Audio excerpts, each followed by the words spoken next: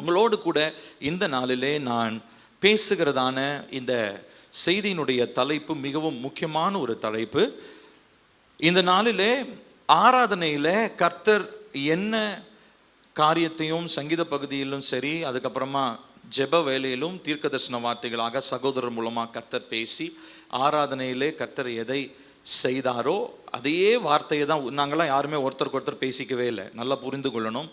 நாங்கள் ஒருத்தருக்கு ஒருத்தர் பேசிக்கொள்ளவே இல்லை. ஆனால் கர்த்தருடைய ஆவியானவர் அதனுடைய அடிப்படையிலே அடுத்த முக்கியமான ஒரு காரியத்தை நமக்கு கற்றுக் கொடுக்க விரும்புகிறார். ஆகையினாலே தயவாய் எல்லாரும் நீங்கள் கேட்கும்படி உங்களை அன்பாய் கேட்கிறேன். உங்களுக்கு சோர்வாக இருந்தது, உங்களுக்கு தூக்கம் வர மாதிரி இருந்ததுன்னா தயவு செஞ்சு முகத்தை கழுவிட்டு வந்துடுங்க. இல்லை எழுந்து நின்று கவனிங்க. யாரும் உங்களை தப்பாக நினைக்க மாட்டாங்க. எலும்பி நிற்கிறனால இவன் தூக்கம் வருது போல் அப்படின்னு யாரும் நம்மளை நினச்சாலும் பரவாயில்ல. நமக்கு வார்த்தை தான் முக்கியம், வசனம் நம்மளை உருவாக்கணும். சரிங்களா? ஸோ ஆகையினாலே எவ்விதமாவது இந்த வசனம் காதுக்குள்ளே போகணும், மனசுக்குள்ளே போகணும், அது கிரியை செய்யணும், அது பலன் கொடுக்கணும். ஆகையினாலே என்னோடு கூட இந்த நாளிலே இந்த வார்த்தையை நீங்கள் கவனிக்கும்படி உங்களை அன்பாய் கேட்கிறேன். எல்லாரும் இந்த நாளிலே இந்த ஆராதனை நேரத்திலே தேவனை ரொம்ப நம்ம ஆராதித்தோம். கர்த்தர் நம்மை நான் உங்களுக்கு ஏற்கனவே சொன்ன மாதிரி ஒரு ஹீலிங் சர்வீஸ், இது ஒரு சுகமளிக்கும் ஆராதனை. என்ன சுகம்னா சரீர சுகம் இல்லை, நம்முடைய இருதயத்தின் ஆத்துமாவின் சுகத்தை தேவன் விரும்புகிறார். அதை பற்றி ஏற்கனவே பேசியிருக்கோம். ஆனால் இன்னைக்கு உண்மையாலுமே அநேகருடைய ஆத்துமாவிலே காயங்கள் கட்டப்பட்டிருக்கிறது. அநேகருடைய காயங்கள் மேலே எண்ணெய் பூசப்பட்டு அவர்கள் சுகமாக்கப்படுகிற ஒரு ஒரு ஒரு ஆரம்பம் தான் இந்த ஆராதனை. இந்த ஆராதனை உண்மையாலுமே ரொம்ப ஸ்பெஷலான ஒரு ஆராதனை. அது என்னால் நல்லா என்னுடைய ஆவியில் உணர முடிகிறது. உங்களுக்கும் அது ஸ்பெஷலாக இருக்கணும் அப்படின்னா இந்த வசனத்தை நீங்கள் நல்லா கவனிங்க. சரிங்களா? கொஞ்சமும் நீங்கள் சிந்தையை சிதற விடாமல் கொஞ்சம் தெளிவாக கவனிங்க. இந்த நாளிலே நாம் பார்க்க போகிறது என்ன அப்படின்னு சொல்லி பார்த்தீங்கன்னா, திருவிருந்து, ராபோஜனம். இன்னைக்கு நம்ம அதில் பங்கெடுக்க போகிறோம். ராபோஜனமும் அதனுடைய முழுமையும். இப்போ நம்முடைய ஆவியிலே, இந்த ஸ்கிரீன் இருக்கட்டும்பா, நம்முடைய ஆவியிலே கர்த்தர் நம்முடைய ஆவி ஆத்துமாவிலே ஏன் சரீரத்திலும் சுகத்தை தேவன் விரும்புகிறார். நம்ம யாருமே நோய்வாய்ப்பட்டு வியாதிப்பட்டவங்களா குத்துயிரும் குலையுருமா இருக்கிறது தேவனுடைய சித்தம் அல்ல. இதை நம்ம தெளிவாக புரிஞ்சுக்கணும். நம்ம வியாதியோடையோ கஷ்டத்தோடையோ மனசுல சஞ்சலத்தோடையோ இருக்கிறது ஏசப்பாவனுடைய சித்தம் கிடையாது. சரிங்களா? இதை நல்லா உங்க மனசுல வச்சுக்கோங்க. இப்போ கர்த்தர் என்ன பண்றாருன்னா, ஒவ்வொரு முறையும் என்ன பண்றாருன்னா, அவரு நம்மளை சந்தித்து நமக்கு சுகத்தை, என்னென்ன பகுதியில் நமக்கு சுகம் தேவைப்படுகிறதோ அதில் சுகத்தை தர என்ன பண்றாரு தேவன் விரும்புகிறார். ஒரு சில நேரங்களில் சரீர சுகம் நமக்கு தேவைப்படுது, அப்புறம் ஒரு சில நேரங்களில் ஆத்துமாவிலே சுகம் தேவைப்படுகிறது, ஒரு சில நேரங்களில் உள்ளான மனுஷன் ஆவியிலே நமக்கு சுகம் தேவைப்படுகிறது. இப்போ இந்த காரியங்களிலே நம்ம ஒரு விஷயத்தை நம்ம தெளிவாக புரிந்து கொள்ள வேண்டும். நம்முடைய தேவன் சுகம் அளிக்கிறவர். ஹல்லேலூயா! அது எதுவாக இருந்தாலும் சரி, ஆவியா இருந்தாலும் சரி, ஆத்மாவா இருந்தாலும் சரி, சரீரமா இருந்தாலும் சரி, முழுமையான சுகத்தை அளிக்கிற தேவன் நம்முடைய தேவன். விசுவாசிக்கிறவங்க சத்தமா ஒரு ஹல்லேலூயா சொல்லுங்களேன். ஹல்லேலூயா! ஆமென். சோ இந்த நாளிலே நம்ம இந்த சுகத்தை நாம் நிறைவு செய்து இதை தக்க வைத்துக் கொள்வதற்கான ஒரு வழியை ஏசப்பா நமக்கு வைத்து போயிருக்கிறார். அதுதான் என்ன அப்படின்னா, அவருடைய சரீரத்திலும் இரத்தத்திலும் பங்கெடுப்பது. To take part in the communion of the body and the blood of Jesus. இயேசு கிறிஸ்துவினுடைய சரீரத்திலும் இரத்தத்திலும் நாம் பங்கெடுக்கும் பொழுது நம்முடைய ஆவி, ஆத்துமா, சரீரம் மூன்றிலுமே கர்த்தர் என்ன கொண்டு வராருங்க? சுகத்தை கொண்டு வருகிறார். ஏன்னா பிள்ளைங்க நோய்வாய்ப்பட்டு இருக்கிறது பெற்றோருக்கு ரொம்ப பிடிச்ச ஒரு விஷயமா இல்லை, யாருமே அதை விரும்ப மாட்டாங்க. அதே போலதான் நம்முடைய தேவனும் நம்முடைய ஆவி, ஆத்துமா, சரீரத்திலே பலவீனப்பட்டோ பாதிக்கப்பட்டோ காயத்தோடையோ இருக்கிறது தேவனுடைய சித்தம் அல்ல. அதற்கு பல விதங்கள் இருக்கு. ஜெபிக்கிறோம், ஒப்புரவாகிறோம், அறிக்கை பண்ணுகிறோம். ஒருவேளை சரீரத்தில் பலவீனம் இருந்தால் அதற்காக மருந்து எடுக்கிறோம். இதெல்லாம் நிறைய பண்றோம். ஆனா அதை தக்க வைத்துக் கொள்வதற்கான ஒரு வழி, ஒரு பெரிய ஒரு அற்புதமான ஒரு காரியம்தான் ஆண்டவராகிய இயேசு கிறிஸ்துவனுடைய திருவிருந்து, அவருடைய சரீரத்திலும் இரத்தத்திலும் பங்கெடுப்பது. இதை குறித்து நிறைய காரியங்களை இந்த நாளில் உங்களோடு கூட நான் பேச போகிறேன். ஸோ இன்னைக்கு நம்ம பார்க்கிற இந்த செய்தியினுடைய தலைப்பு கர்த்தருடைய ராபோஜனமும் அதனுடைய முழுமையும். ராபோஜனத்தை நம்ம திருவிருந்த நம்ம எல்லாருமே என்ன பண்ணுறோம் அப்படின்னா, நம்ம எடுக்கிறோம். ஞானஸ்தானம் எடுத்தவங்க எல்லாருமே எடுக்கிறோம். நம்ம அது ஒரு சடங்காக மாறிடுச்சு. 1ஆம் தேதி காலையில் அந்த ஆராதனையில் பண்ணுறோம். அதுக்கப்புறமா 2வது ஞாயிற்றுக்கிழமை நம்ம பண்ணுறோம். ஒரு சில ஆலயங்களில் முதல் ஞாயிற்றுக்கிழமை பண்ணுவாங்க.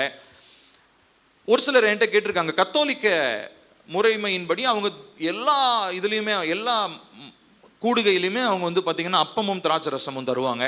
ஸோ அதனால் நம்ம பண்ணக்கூடாதெல்லாம் கேட்பாங்க. நம்மளும் பண்ணலாம், எல்லா ஆராதனையிலும் பண்ணலாம்.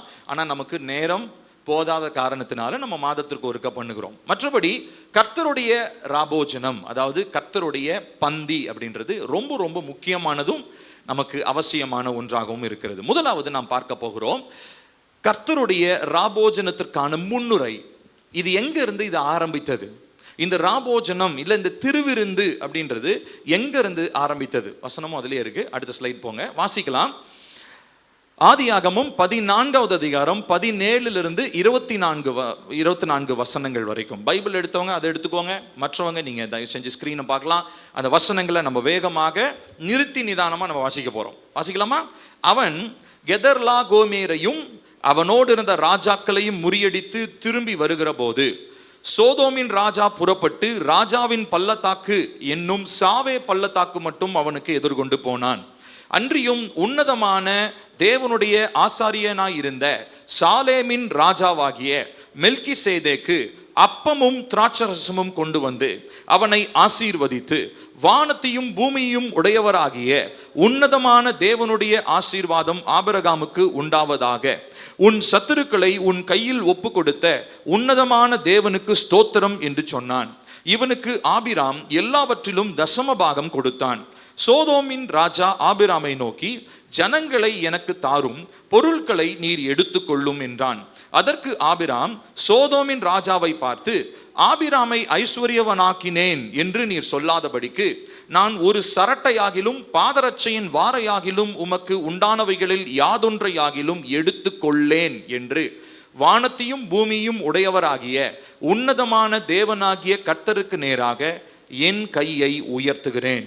வாலிபர் சாப்பிட்டது போக என்னுடனே வந்த ஆனேர், எஸ்கோல், மம்ரே என்னும் புருஷருடைய பங்கு மாத்திரமே வர வேண்டும். இவர்கள் தங்கள் பங்கை எடுத்துக்கொள்ளட்டும் என்றான். போதும். இப்போ நம்ம கவனிக்கணும், இங்க ஒரு சம்பவம் நடக்கிறது.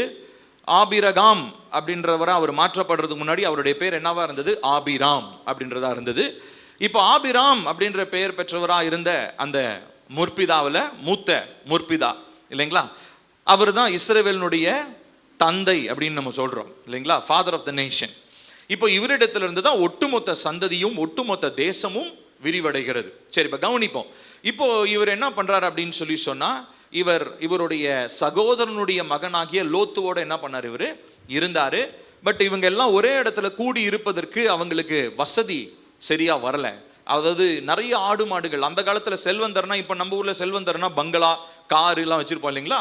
ஸோ ஆதி காலத்துல, அவர்கள் காலத்துல செல்வந்தர்கள்னா ஆடு மாடு என்ன பண்ணிருப்பாங்க? எக்கச்சக்கம் வச்சிருப்பாங்க. இப்போ லோத்துக்கு ஒரு 1000 ஆடு மாடு, அப்புறம் ஆபிரகாமுக்கு ஒரு 1000 ஆடு மாடு, இப்படிலாம் நிறைய ஒரே இடத்துல மேய்ச்சிக்கிட்டு இருந்தா அங்க மேய்ச்சலுக்கு என்ன கிடைக்காதுங்க? சாப்பாடு, புல்லு, தீவனம் எல்லாம் கிடைக்காது. அதனால இவங்களுடைய வேலைக்காரர்களுக்குள்ள என்ன வர ஆரம்பிச்சதுங்கலாம்? சண்டை வர ஆரம்பிச்சது. அதனால ஆபிரகாம் சொன்னாரு லோத்துவை பார்த்து, நீ என்னுடைய சகோதரனுடைய மகனா இருக்கிற, அதனால நீ என்ன பண்ணு, உனக்கு எந்த பக்கம் போகணும்னு தோணுதோ நீ போயிடுப்பா, சமாதானத்தோட நம்ம போயிடலாம், நம்ம சண்டை போட்டுக்கிட்டு இருக்க வேணாம், சமாதானத்தோட போயிடலாம் அப்படின்னு சொல்லி சொன்ன உடனே லோத்து என்ன பண்றாருன்னா, கண்களை அப்படியே கொஞ்சம் அப்படி தூரத்துல பார்க்கும்போது ஒரு திசையில பார்க்கறாரு. அங்க நல்ல பச்சை பசேர்ன்னு இருக்குது. அந்த இடம் பேரு சோதோம் கொமோரா. இப்போ அந்த சோதோம் கொமோரா பட்டணத்துக்கு இவர் போயிடுறாரு. போய் அவருடைய பிள்ளைங்கள்லாம் அங்கே செட்டில் ஆகிடுறாங்க. ஆனால் ஆபிராம் அவங்க போனதுக்கு அப்புறம் தேவன் ஆபிராமை பார்த்து சொல்றாரு, நீ எதை பற்றியும் கவலைப்படாத, நீ மேற்கு, கிழக்கு, வடக்கு, தெற்கு எல்லா திசைக்கும் போ, நீ கால் வைக்கிற எல்லா இடமும் நான் உனக்கு என்ன பண்றேன்? சுதந்திரமாக தரேன் அப்படின்ன உடனே அப்போதான் ஆபிரகாமுக்கு அடுத்த கேள்வி வந்து, சுதந்திரம்ன்றீங்களே, எனக்கு வயசான காலத்துல எனக்கு சந்ததி புத்திர பாக்கியமே இல்லையே, நான் என்ன பண்றது அப்படின்னும் போதுதான் கர்த்தர் ஈசாக்கை பற்றி வாக்குறுதி கொடுக்கிறார். சரி, இப்போ இதெல்லாம் நடந்து கொண்டிருக்கிற காலத்துல என்ன நடந்தது? இந்த சோதோம் கொமாரா அப்படின்றதான இந்த பட்டணம், லோத்து போயிட்டார் இல்லைங்களா, இந்த ஊரை முற்றுகை போடும்படி ஒரு சில ராஜாக்கள்லாம் வந்து அந்த ஊரை கொள்ளையடிச்சு, அந்த ஊர்ல இருந்ததான லோத்து அவனுடைய மனைவியும் என்ன பண்ணிட்டாங்க, பிள்ளைங்களையும் சேர்த்து அடிமைகளாக பிடிச்சிட்டு போயிட்டாங்க. இதை அங்க கேள்விப்பட்ட அவங்களுடைய வேலைக்காரன் ஒருத்தன் ஓடி வரான். யாரை நோக்கி? ஆபிரகாம், நம்மளுடைய பெரிய ஆள் அவர் தான் அந்த இடத்துல பெரிய ஒரு என்ன சொல்றது, ஒரு ஒரு ஒரு கமாண்டோ மாதிரி, அவர் கண்ட்ரோலில் தான் எல்லாமே இருக்குது அப்படின்ற ஒரு பெரிய ஐஸ்வர்யவான். அவர்கிட்ட போனால் ஏதாவது நமக்கு நம்மளுடைய முதலாளியை மீட்டு கொடுத்துருவாங்கன்னு சொல்லிட்டு இவர் என்ன பண்ணுறான், வந்த உடனே ஆபிரகாம் திட்டமிட்டு கிட்டத்தட்ட ஒரு 318 பேரை கூட்டிட்டு என்ன பண்ணுறாருன்னா, போய் அங்கே லோத்துவையும் அவனுடைய மனைவியும் பிடிச்சு வச்சிருந்த எல்லாரையும் என்ன பண்றாரு, மீட்டு கொண்டு திரும்ப வரார். இப்போ திரும்ப ஒரு வரும்பொழுது நடந்த சம்பவம் தான் இந்த சம்பவம். இப்போ இது சும்மா ஒரு கதை மாதிரி உங்களுக்கு சொல்லிட்டேன். ஆனா இப்போ நீங்க கவனிச்சு பார்க்கணும், இவர் வரும்பொழுது இங்கே ஒரு மனிதனை இவர் சந்திக்கிறார். இந்த மனிதனை பற்றி நாம் பார்க்கும் பொழுது இவர் யாரு அப்படின்னு சொன்னா, முதல்ல இவர் பார்க்கிறது ஒரு ராஜா, சோதோமின் ராஜா. அடுத்ததா ஒருத்தரை பார்க்கிறாரு, உன்னதமான தேவனுடைய 18ஆம் வசனம், உன்னதமான தேவனுடைய ஆசாரியனாயிருந்த சாலேமின் ராஜாவாகிய மெல்கிசேதேக்கு. 18ஆம் வசனம் திரும்ப வாசிப்போம். அன்றியும் உன்னதமான தேவனுடைய ஆசாரியனாயிருந்த சாலேமின் ராஜாவாகிய மெல்கிசேதேக்கு அப்பமும் திராட்சரசமும் கொண்டு வந்தான். போதும். இப்போ இங்க ஒரு 2 பொருளை கொண்டு வருகிறதை பார்க்கிறோம். என்னதுங்க?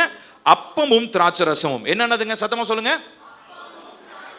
திரும்ப சொல்லுங்க. என்ன கொண்டு வந்தாங்க? அப்பமும் திராட்சரசமும். இதுல ஏதோ ஒன்று இருக்குதுங்க. இந்த அப்பமும் திராட்சரசத்திலையும் ஏதோ ஒன்று கண்டிப்பா ஏதோ ஒரு மேஜிக் மாதிரி ஏதோ கர்த்தர் வச்சிருக்கிறார் போல.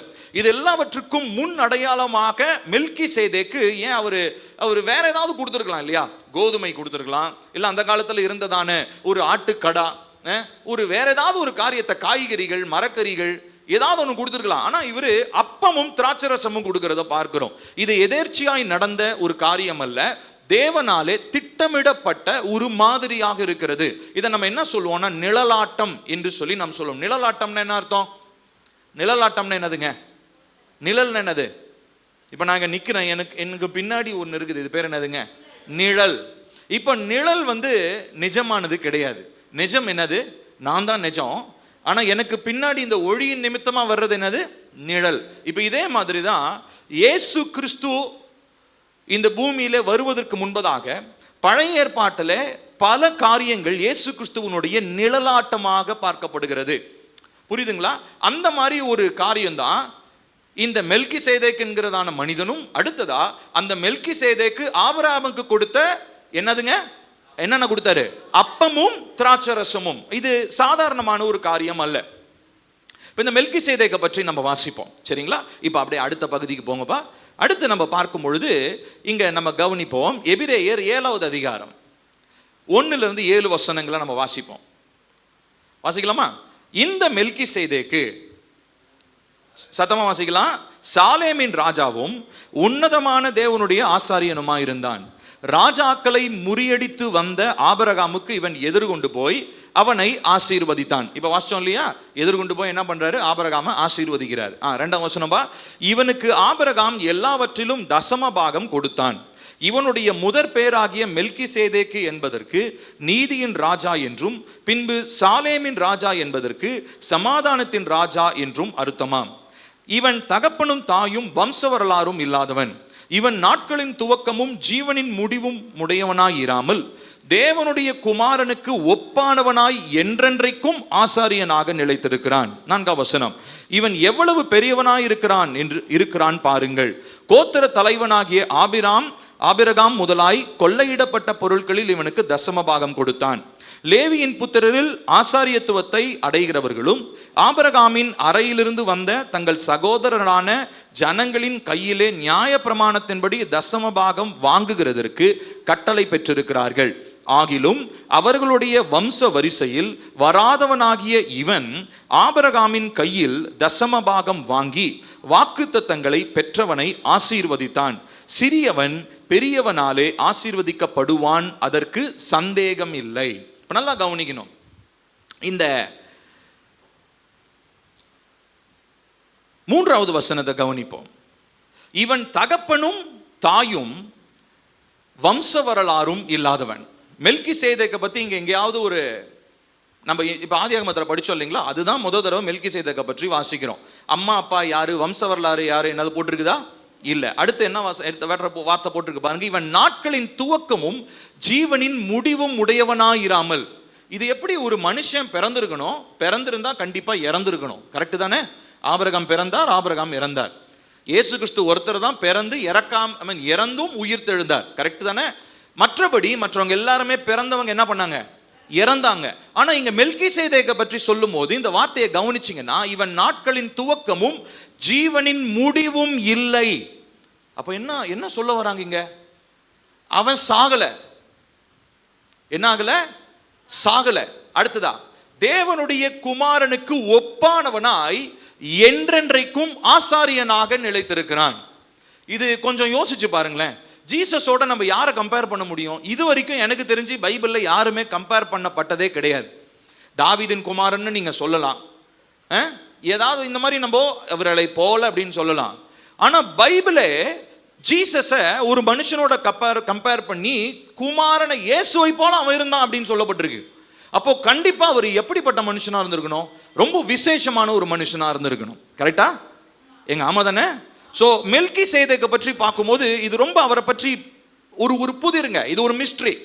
அவரை பற்றி புக் ஆஃப் ஈனோக்கினுடைய புத்தகத்தில் சொல்லப்பட்ட ஒரு சின்ன வரலாறை நான் உங்களுக்கு சொல்ல விரும்புகிறேன். சரிங்களா? மிகவும் கவனமாக கேளுங்கள். இது கட்டுக்கதை அல்ல, நிஜத்தில் நடந்தது. ஆனால் நம்மளுடைய 66 புத்தகங்களிலே புக் ஆஃப் ஈனோக் என்பது குறிப்பிடப்படவில்லை.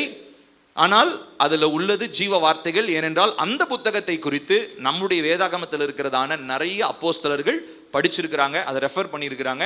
ஈவன் இன்ஃபேக்ட் யூதாவுடைய புத்தகத்தில் வாசிச்சு பார்த்தீங்கன்னா, ஏனோக்கு இவ்வளவுமா தீர்க்க தரிசனம் சொன்னாருன்றதெல்லாம் யூதா எழுதியிருப்பாரு.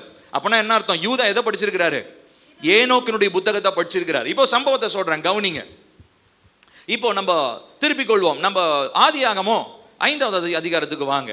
நான் கொஞ்சம் ஆழமா உங்களுக்கு சொல்ல விரும்புகிறேன். உங்களுக்கு புரியணும், அதற்காக தான் இந்த காரியத்தை உங்களுக்கு நான் சொல்றேன்.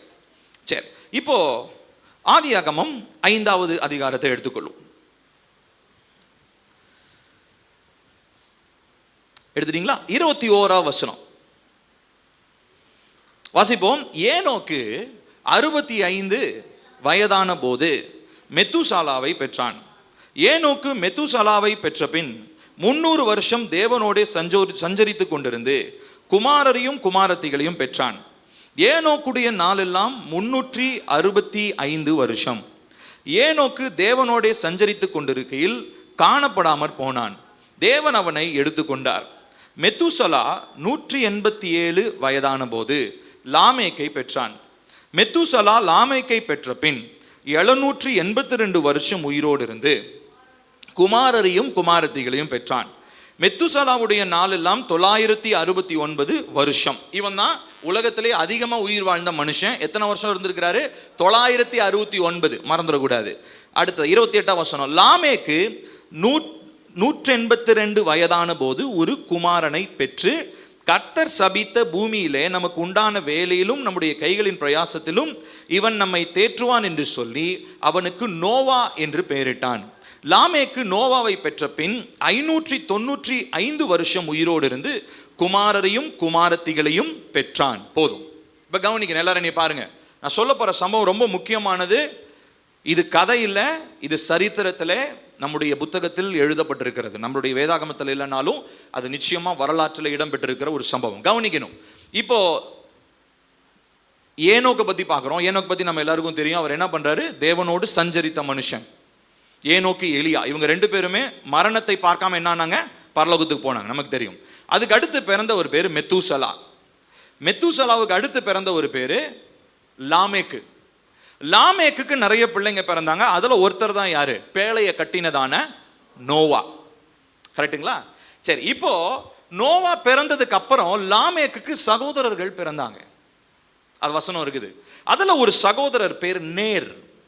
சரிங்களா? நேர் நேர் நேர் வழியா போன்றாங்களா, அந்த நேர் நேர். சரிங்களா? இப்போ நேர் அப்படின்றவர், இவருடைய மனைவி பேரு சோத்தானிம் என்கிறதான இவங்க இருவருமே ஆபிரகாமை போல ரொம்ப வயதாகியும் இவர்களுக்கு பிள்ளை பிறக்கவில்லை. நல்லா கவனிக்கணும், இது வரலாறு, கவனிக்கணும். இவர்களுக்கு பிள்ளை பிறக்கவில்லை. அப்போ ஆனா உலகத்தினுடைய அமைப்பை பார்க்கும்போது கர்த்தர் திட்டமிட்டு உலகத்தை என்ன பண்ண போறாரு? அழிக்க போறாரு. கர்த்தர் அந்த அழிவிலிருந்து காப்பாற்றுவதற்கு யாரை நியமிச்சிருக்கிறாரு?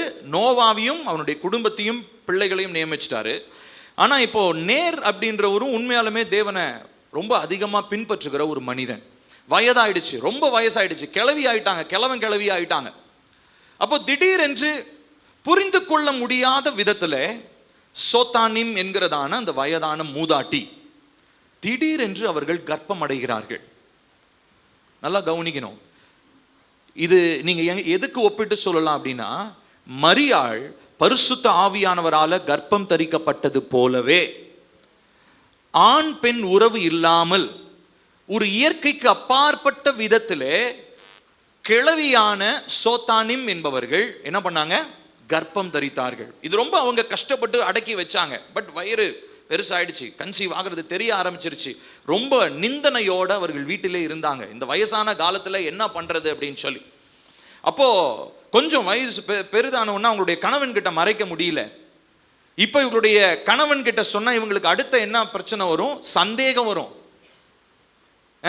உண்மையற்றவளா நீ இருந்திருக்கிறியா அப்படின்ற ஒரு கேள்வி வரும்னு சொல்லி மிகவும் வேதனைப்பட்டு இந்த சோத்தானிம் என்கிறதான இந்த வயதான மூதாட்டி மிகவும் வருத்தத்தோட அவங்க வீட்டிலேயே இருக்கிறாங்க. ஆனா வெளியில, அவங்களுடைய வீட்டுக்கு வெளியில தேசம் முழு உலகமும் மகா கேடுக்குள்ளாக போய் கொண்டிருக்கிறது. அதுல இருந்து தப்பிக்கிறதுக்கு ஒரு பேழை ஒன்று ஆயத்தமாகிட்டே இருக்குது. இப்ப நல்லா கவனிக்கணும் பிரியமானவர்களே. இந்த நேரத்தில் மைக்கேல் என்கிறதான தேவ தூதன் ஒருவர் இந்த நேர் என்கிறதான அந்த தாத்தா அவருக்கு தென்பட்டு அவர் சொல்றாரு, உன்னுடைய மனைவிக்கு அசாதாரணமான விதத்தில் ஒரு குழந்தையை நான் கொடுப்பேன். அந்த குழந்தையை நீ ஏற்றுக்கொள்ளணும், அந்த குழந்தையை நீ வளர்க்கணும் அப்படின்னு சொல்லி சொல்றாரு. அவர் சொன்னதுக்கு அப்புறம் இவங்க கிட்ட கேட்குறாங்க. அந்த சோத்தானிம் அவர்களும் ஒத்துக்கொள்றாங்க. ஆமா, நான் பிரெக்னெண்டா இருக்கேன், கன்சீவா இருக்கிறேன். இப்போ அவங்களுடைய நாட்கள் முடிவடைந்து அந்த பிள்ளை பெற்றெடுக்கக்கூடிய காலம் வந்தது. அவங்க ஒரு பிள்ளையை, ஒரு அழகான ஒரு ஆண் பிள்ளையை அவங்க பெற்றெடுத்தாங்க. இந்த ஆண் பிள்ளை மற்ற எல்லா பிள்ளைகளை காட்டிலும் ரொம்ப விசேஷமானதா இருந்ததுங்க. இந்த பிள்ளையினுடைய அழகை வர்ணிக்கவே முடியல அங்க இருக்கிறவங்களால. பயங்கர முகத்தில் அவ்வளவு ஒரு மகிமை. அந்த குழந்தையை கொஞ்சம் உற்று பார்க்கும் பொழுது அதனுடைய மார்பகுதி இருக்கு இல்லைங்களா, நெஞ்சு, அதிலே ஒரு முத்திரை போடப்பட்டது போல இருந்தது. ஒரு சீல் வச்ச மாதிரி இருந்துச்சு. இது அந்த குழந்தை ரொம்ப ஆச்சரியமான குழந்தையாக எல்லாருமே பார்த்தாங்க. ஆனா கருவுற்றது எப்படின்னு இவங்க 2 பேருக்கும் மட்டும்தான் தெரியும். அது தேவனால பிறந்த குழந்தை என்று சொல்லி. இப்போ அந்த குழந்தை வளர்ந்து கொஞ்சம் ஓரளவுக்கு பெரியவன் ஆகும்போது, இப்போ இந்த பக்கம் கர்த்தர் பூமியை வெள்ளத்தினாலே அழிக்கக்கூடிய காலமும் சமீபிச்சிருச்சு. இப்போ திரும்ப அந்த பிரசவ டைம்லேயே அந்த சோத்தானிம் இறந்துட்டாங்க. அதுக்கப்புறம் நேர் மட்டும் இருக்கிறாரு. இப்போ நேர்கிட்ட தேவனுடைய தூதர் திரும்ப சொல்லுகிறார், இந்த உலகத்தை நான் என்ன பண்ண போறார்? தேவன் அழிக்க போகிறார், வெள்ளத்தினால அழிக்க போகிறார். ஆனா இந்த குழந்தைய நல்லா கவனிக்கணும். ஒரு விசேஷமான, நல்லா இந்த வார்த்தையை கவனிங்க, விசேஷமான ஆசாரியத்துவ ஊழியத்திற்காக நான் தெரிந்து கொண்டேன். இப்ப நல்லா கவனிக்கணும். இதுக்கு முன்னாடி பிரீஸ்ட்ஹுட், ஆசாரியத்துவம்ன்றது வம்சத்திலே கிடையாதுங்க, யாருக்குமே கிடையாது. ஆதாமேவாள் காலத்துல இருந்து ஆரம்பிச்சு மனிதனுடைய துவக்கத்திலிருந்து ஹியூமன் சிவிலைசேஷன்ல இருந்து பாத்தீங்கன்னா பிரீஸ்ட்ஹுட் அப்படின்றது யாருக்குமே கிடையாது. அதாவது கடவுளுக்கும் மனிதனுக்கும் இடையே நின்று ஆசாரிய வேலையை செய்யறவங்க யாருமே கிடையாது. ஆனா இந்த குழந்தைய இதற்காக நான் கொடுத்தேன் உங்களுக்கு. ஆனா இந்த அழிவில இருக்கக்கூடாது, இந்த அழிவில இந்த குழந்தை இருக்கக்கூடாது.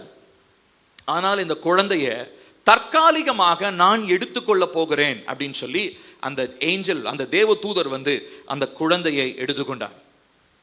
இப்போ ரொம்ப வேதனையா இருந்துச்சு நேருக்கு. ஆனால் அடுத்தது வந்தது தேவனுடைய நியாய தீர்ப்பு. அதுல எல்லாம் அழிக்கப்பட்டுருச்சு. எல்லாம் அழிக்கப்பட்டு இப்ப உயிரோடு இருந்தது யார் மட்டும்தான்? நோவாவுடைய மனைவி, சேம், காம், யாப்பேத் என்கிற அவருடைய 3 ஆண் பிள்ளைகள், அவர்களுடைய மனைவிகள், இவ்வளவுதான். இப்போ வெள்ளம் முடிஞ்சு திரும்ப எல்லாம் வெளியே வந்துட்டாங்க. அதுக்கப்புறம் தான் நம்ம வாசிச்ச அந்த சம்பவத்தை நம்ம அந்த அதிகாரத்தில் நம்ம வாசிச்சோம். இப்போ இந்த எடுத்துக்கொள்ளப்பட்ட இந்த குழந்தை இருக்கு இல்லைங்களா, இந்த குழந்தை திரும்ப வளர்ந்து ஒரு ஆசாரியத்துவத்தை பூமிக்கு நிலைப்படுத்தும்படியாக திரும்ப இந்த பூமிக்கு வந்தது. இப்போ வரும்பொழுது he was not a baby, he was a full grown man. வெறும் குழந்தையாக அல்ல, முழுசா வளர்ந்த ஒரு ஆண் மகனா திரும்ப வந்தார். அவர் பேரு தான் மெல்கிசேதேக்கு. புரியுதுங்களா உங்களுக்கு? இது நான் கதை சொல்லல, இது உண்மையா நடந்த ஒரு வரலாற்று சம்பவம். நம்முடைய வேதத்தில் இல்லாத புக் ஆஃப் ஈனோக், நீங்க வேணும்னா கூகுள் பண்ணுங்க, யூடியூப் பண்ணுங்க, அதுல இருக்கிறது. இது ஆதாரபூர்வமான காரியங்கள். சரி, இப்ப கவனிப்போம். இது நான் உங்களுக்கு பின்னடையாக நான் சொல்லியிருக்கிறேன். இப்ப ஏன் நான் மெல்கிசேதேக்கை பத்தி இவ்வளவு விஷயம் சொல்லணும்? இங்க நம்ம வாசிக்கிறோம், மெல்கிசேதேக்கு துவக்கமும் முடிவும் இல்லை, அவருக்கு மரணம் இல்லை. அடுத்ததா பாத்தீங்கன்னா, அவர் தேவனுடைய குமாரனுக்கு ஒப்பானவனா இருக்கிறார் அந்த வார்த்தையை கவனிக்கும் போது நம்மளால யோசிக்காம இருக்கவே முடியாது. எப்படி ஒரு மனுஷனை ஜீசஸோட கம்பேர் பண்ண முடியும்? ஜீசஸுக்கு ஈக்குவலா எப்படி வைக்க முடியும்னா, இவ்விதமான ஒரு அசாதாரணமான மனுஷனை மாத்திரம் தான் ஜீசஸ்க்கு ஈக்குவலா என்ன பண்ண முடியும், நீங்க கொண்டு போய் நிறுத்த முடியும். இப்போ இவரை பத்தி சொல்லும் போது இவர் என்னவா இருக்கிறாருங்களா? இவர் ஆசாரியனாகவும் இருக்கிறார், ராஜாவாகவும் இருக்கிறார். ரெண்டு விதமான வேலை அவர் செய்யறாரு. ஆசாரிய வேலை, ராஜாவுனுடைய வேலை. ராஜான்னு சொல்லும் போது சாலேம் என்கிறதான, அந்த காலத்துல சாலேம், இப்ப இருக்கிறதான எருசலேம், இந்த ஊரினுடைய ராஜாவாகவும், அதே நேரத்தில் தேவனுக்கும் மனுஷனுக்கும் நடுவுல மத்தியஸ்தராய் இருந்த ஒரு பிரீஸ்ட்ஹுட், ஆசாரியத்துவ வேலையை செய்தவர் யாருங்க? மெல்கிசேதேக்கு. இவர் பயன்படுத்தி ஆபிரகாமுக்கு ஆசீர்வாதமா கொடுத்தது என்னதுங்க? அப்பமும் திராட்சரசமும். புரியுதுங்களா உங்களுக்கு? சோ இப்போ ஒரு அப்பமும் திராட்சரசமும் ஒரு சாதாரணமா பசிக்காக ஒரு அப்பமோ குடிக்கிறதுக்காக வெறும் ஜூஸ் மாதிரி அவர் கொடுக்கல. அவர் கொடுத்ததுல ஒரு அர்த்தம் இருக்கிறது. ஏனென்று சொன்னால், இந்த உலகத்திற்கு மனிதனாய் வந்து மனிதனுடைய பாவத்திற்காக மரித்து தன்னுடைய சரீரத்தையும் இரத்தத்தையும் கொடுக்க போகிற இயேசு கிறிஸ்துவனுடைய சரீரத்திற்கும் இரத்தத்திற்கும் முன் அடையாளமாக மெல்கிசேதேக்கு ஆபிரகாமுக்கு என்னத்தை கொடுத்திருக்கிறாரு? அப்பத்தையும் திராட்சரசத்தையும் கொடுத்தாரு. புரியுதுங்களா உங்களுக்கு? சோ இது சாதாரணமான ஒரு எதேர்ச்சியா ஜஸ்ட் லைக் தட் நடந்த விஷயம் இல்லைங்க. இது தேவனுடைய அநாதி தீர்மானத்தின்படி. ஏன் விசேஷமா அதுவும் ஆபிரகாமுக்கு போய் அவர் கொடுக்கணும்? ஏன்னா ஆபிரகாமுடைய சந்ததியிலிருந்து தான் யார் வரப்போறா? மேசியா வரப்போகிறார். உலகத்தை ரட்சிக்கக்கூடிய உலக ரட்சகர் வரப்போகிறார். ஹல்லேலூயா. அவர் என்னதான் மெல்கிசேதேக்கு இயேசுவோட ஒப்பிடப்படுகிற மனிதனாக இருந்தாலும், அவர் நம்மளுடைய பாவத்திற்காக அவர் என்ன பண்ணல? ரத்தம் சிந்தல, அவர் மரிக்கல. அவர் ஒப்பிடப்படக்கூடிய அளவுக்கு ஒரு ஆசாரியத்துவத்தை உடையவராக இருந்தார். ஆனால் ஆசாரியத்துவ ஊழியத்தை நிறைவேற்றினவர் யாருங்க இந்த பூமியில? இயேசு கிறிஸ்து ஒருவரே. ஹல்லேலூயா. சோ இயேசு கிறிஸ்துக்கு ரீப்ளேஸ்மெண்டா நம்ம மெல்கிசேதேக்கை எடுத்துக்க கூடாது. மெல்கிசேதேக்கு என்பவர் ஒரு முன்னடையாளமாக இருப்பவர். சொல்லுங்க, என்னவா இருக்கிறாருங்க? முன்னடையாளமா இருக்கிறார். சரி, இப்ப கவனிப்போம். நான் ஏன் உங்களுக்கு இவ்வளவு டீட்டெயிலா நான் சொல்றேன் அப்படின்னா, இந்த அப்பமும் திராட்சரசமும் நம்ம சும்மா அப்படியே டபக்குன்னு வாயில் எடுத்து போட்டுக்கிறோம். வெள்ளை கலர்ல ஏதோ ஒன்று இருக்குது, டேஸ்டா இருக்குப்பா, வாங்கி போட்டுருவோம். ஜூஸ் நல்லா டேஸ்டா இருக்குது, வாங்கி குடிச்சிருவோம் அப்படின்னு சொல்லிட்டு சடங்கு கிடையாதுங்க. இதுல ஜீவன் இருக்கிறது, இதிலே வல்லமை மறைந்திருக்கிறது. இது ஆசாரியத்துவத்தினுடைய அடிப்படையாக இருக்கிறது. இயேசு கிறிஸ்துனுடைய சரீரமும் இரத்தமுமாய் இருக்கிறது. உங்களுடைய ஆவி, ஆத்துமா, சரீரம் எல்லாவற்றிலும் சுகத்தை விரும்புகிற தேவன் தன்னுடைய சரீரத்தையே பலியாக உங்களுக்கு ஒப்பு கொடுத்ததை அது நமக்கு ஞாபகப்படுத்துகிறதா இருக்கிறது. அதனாலதான் திருவிருந்து எடுக்கும் போது நம்ம இந்த வார்த்தையை சொல்றோம். ஒரு மனுஷனும் சும்மா இஷ்டத்துக்கு எடுக்காம அவர் ஆராய்ந்து பார்த்து நம்மை நாமே நிதானித்து சோதித்தறிந்தால் நாம் நியாயம் தீர்க்கப்படும். அப்போ ரொம்ப என்ன, நம்ம இது விளையாட்டு கிடையாது. அதனால தான் சின்ன பிள்ளைங்கள்லாம் வெளியே உட்கார சொல்கிறோம். அதனால தான் சின்ன பிள்ளைங்களுக்கெல்லாம் நம்ம என்ன பண்ணுறது இல்லை, அதை கொடுக்கறது இல்லை. அவங்களுக்கு விவரம் அறிஞ்சு ஏசப்பாவை பற்றி புரிஞ்சுக்கிட்டு ரட்சிப்பை பெற்றுக்கொண்டதுக்கு அப்புறம் தான் நம்ம என்ன பண்ணுறோம், அவங்களுக்கு அப்பமும் திராட்சரசமும் நம்ம கொடுக்குறோம். சரியா? சரி, இப்போ மேற்கொண்டு நம்ம பார்க்க போகிறோம். இப்போ நடந்தது என்ன? நீங்க அந்த முதல் பகுதியில் நம்ம வாசிக்கும் போது கவனிச்சோம். அங்க அந்த சோதோமின் ராஜா ஒரு விஷயத்தை ஆபிரகாமுக்கு கொடுக்குறாரு. நான் இதெல்லாம் கொடுக்குறேன்பான். ஆனா ஆபிரகாம் என்ன சொல்றாரு? நான் உன் கையிலலாம் வாங்கிக்க மாட்டேன்றாரு. ஆனா இந்த பக்கம் மெல்கிசேதேக்கு என்னத்தை கொடுத்தாரு? அப்பமும் திராட்சரசமும் கொடுத்தாரு. எந்த பதிலும் எதிர்பேச்சு பேசாம ஆபிரகாம் என்ன பண்ணிக்கிட்டாரு? வாங்கிக்கிட்டாரு. அப்ப இது ஒரு அர்த்தமுடையதாக இருக்கிறது. இந்த பக்கம் உலகத்தினுடைய ஆடம்பரங்கள் அவருக்கு தேவையில்லை. இங்க மெல்கிசேதேக்கு கொடுத்த அப்பமும் திராட்சரசமும் ரொம்ப கனமுள்ளதாக ஆபிரகாமுக்கு புரிந்திருந்தது. இப்போ இதெல்லாம் முடிச்சு நம்ம மெல்கிசேதேக்கை பத்தி நம்ம படிச்சிட்டோம். மெல்கிசேதேக்கு எப்படிப்பட்டவராக இருந்தாருன்னு சொல்லி நம்ம பார்த்தோம். இப்போ நம்ம அடுத்ததை நம்ம பார்க்க போகிறது கர்த்தருடைய ராபோஜனம். அடுத்த பார்ட்டுக்கு வாங்கப்பா. கர்த்தருடைய ராபோஜனத்தை நிறுவுதல். இந்த பிக்சர்ல பாக்குறீங்க, முதல்ல யாரு அதை கொண்டு நிறுவுறாங்க? ஏசப்பா தான் செய்யறார். இதுக்கு முன்னாடி வரைக்கும் முன்னடையாளமாக அப்பமும் திராட்சரசமும் இருந்தது. ஈவன் இன்ஃபேக்ட் ஓல்ட் டெஸ்டமெண்ட்ல கூட யாரும் திருவிருந்து எடுத்த மாதிரிலாம் கிடையாது. யாருக்கும் அதெல்லாம் தெரியல, திருவிருந்து எடுக்கணும்லாம் தெரியல, அது யாருக்குமே புரியவும் இல்லை. மெல்கிசேதேக்கு ஏதோ இப்போ நம்மளாம் புரிஞ்சுக்கிட்டோம்ல, ஏதோ சாப்பிட்றதுக்கு அப்பமும் குடிக்கிறதுக்கு திராட்சரசமும் கொடுத்தாருன்னு அவங்க நினச்சிட்டு இருந்திருக்கிறாங்க. ஆனால் ஜீசஸ் வந்து அவருடைய கடைசி மரண தருவாய்க்கு முன்பதாக ஒரு விஷயத்தை செஞ்சார் இல்லைங்களா? என்ன பண்ணார் அவரு? இந்த ராபோஜனம், திருவிருந்து அப்படின்றத ஒன்று ஏற்படுத்துறார். இப்போ இதுக்கு அடிப்படையாக ஒரு வசனத்தை வாசிக்கலாம். அடுத்த ஸ்லைட் போங்கப்பா. மத்தேயு 26வது அதிகாரம் 26வது வசனத்திலிருந்து 29 வரைக்கும் சேர்ந்து வாசிப்போமா? அவர்கள் போஜனம் பண்ணுகையில் இயேசு அப்பத்தை எடுத்து ஆசீர்வதித்து அதை பிட்டு சீஷர்களுக்கு கொடுத்து, நீங்கள் வாங்கி புசியுங்கள், இது என்னுடைய சரீரமாயிருக்கிறது என்றார். பின்பு பாத்திரத்தையும் எடுத்து ஸ்தோத்திரம் பண்ணி அவர்களுக்கு கொடுத்து, நீங்கள் எல்லாரும் இதிலே பானம் பண்ணுங்கள். பின்பு பாத்திரத்தையும் எடுத்து ஸ்தோத்திரம் பண்ணி அவர்களுக்கு கொடுத்து, நீங்கள் எல்லாரும் இதிலே பானம் பண்ணுங்கள். இது முதல் இந்த திராட்சைப்பழ ரசத்தை நவமானதாய் உங்களோட கூட என் பிதாவின் ராஜ்யத்திலே நான் பானம் பண்ணும் நாள் வரைக்கும் இதை வாசிங்களேன், இதை பானம் பண்ணுவதில்லை என்று உங்களுக்கு சொல்லுகிறேன். 29வது வசனம்பா. இது முதல் இந்த திராட்சைப்பழ ரசத்தை நவமானதாய் உங்களோட கூட என் பிதாவின் இதை பானம் பண்ணுவது இல்லை என்று உங்களுக்கு சொல்லுகிறேன் என்றார். போதும். இப்போ இதுக்கு முன்னாடி இந்த விஷயத்தை செஞ்சவர் யாரு? மெல்கிசேதேக்கு. இவருக்கு பிறப்பே ஆச்சரியமான பிறப்பு. இவருக்கு மரணம் இல்லை. இவர் மரணம் இல்லாமல் இவர் எடுத்துக்கொள்ளப்பட்டார். எப்படி ஏனோக்கும் எலியாவும் மரணம் இல்லாமல் எடுத்துக்கொள்ளப்பட்டாங்களோ அதே மாதிரி மெல்கிசேதேக்கு மரணம் இல்லை. அது நம்ம வசனத்திலே தெளிவாக வாசிக்கிறோம். ஆனால் இவர் என்ன பண்ண போறாரு, எங்க இருக்கிறாரு, எப்போ வருவார், இந்த கேள்வியெல்லாம் நம்ம அப்புறமா யோசிக்கலாம், சரிங்களா? ஆனால் இது அப்படி இருக்கட்டும். மெல்கிசேதேக்கு பற்றி மெல்கிசேதேக்கை வந்து ஒரு அடையாளமாக வச்சு ஏசப்பாவை நம்ம புரிஞ்சுக்கிறோம், கரெக்டா? ஏசப்பா செஞ்சதான காரியம் என்ன? இப்போ ஒரு நித்திய ஆசாரியத்துவத்தினுடைய உடன்படிக்கையை ஏசப்பா செய்கிறார். இதில் அவர் சொல்றாரு பாருங்க, அப்பத்தை எடுத்து ஆசீர்வதித்து பிட்டு வாங்கி புசியுங்க, இது சரினோன்றாரு. 27வது வசனம். பாத்திரம் எடுத்து ஸ்தோத்திரம் பண்ணி சொல்லி என்ன சொல்றாரு? பானம் பண்ணுங்க, ஸ்தோத்திரம் பண்ணி அவங்களுக்கு கொடுத்து இதிலே பானம் பண்ணுங்கள். 29வது வசனம். இந்த திராட்சைப்பழ ரசத்தை நவமானதை உங்களோடு கூட என் பிதாவின் ராஜ்யத்திலே நான் பானம் பண்ணும் நாள் வரைக்கும் இதை பானம் பண்ணுவதில்லை என்று உங்களுக்கு சொல்லுகிறேன் என்றார். இன்னொரு சுவிசேஷ ரிஃப்ளெக்ஷன்ல நம்ம பார்க்கிறோம், இந்த ரத்தத்தை கொடுக்கும்போது, அவருடைய திராட்சை பழ ரசத்தை கொடுக்கும்போது, இதனுடைய ரத்தத்தினால் ஆகிய புதிய உடன்படிக்கை என்று சொல்லுகிறார். ஸோ இந்த பிரீஸ்ட்ஹுட், ஆசாரியத்துவம் என்பது தேவனால நியமிக்கப்பட்டதுங்க, சரிங்களா? இந்த ஆசாரியத்துவம் இல்லாம ஒரு மனிதனால தேவனுடைய முழுமையை என்ன பண்ண முடியாது, பெற்றுக்கொள்ள முடியாது. நான் திரும்ப சொல்றேன், ஆசாரியத்துவம் இல்லாம, ஆசாரியன் இல்லாம தேவனுடைய முழுமையை மனிதன் என்ன பண்ண முடியாது, பெற்றுக்கொள்ள முடியாது. நான் திரும்ப சொல்றேன், எல்லாரும் என் பின்னாடி சொல்றீங்களா? ஆசாரியன் இல்லாம தேவன் மனிதனுக்காக வைத்திருக்கிற முழுமையை பெற்றுக்கொள்ள முடியாது.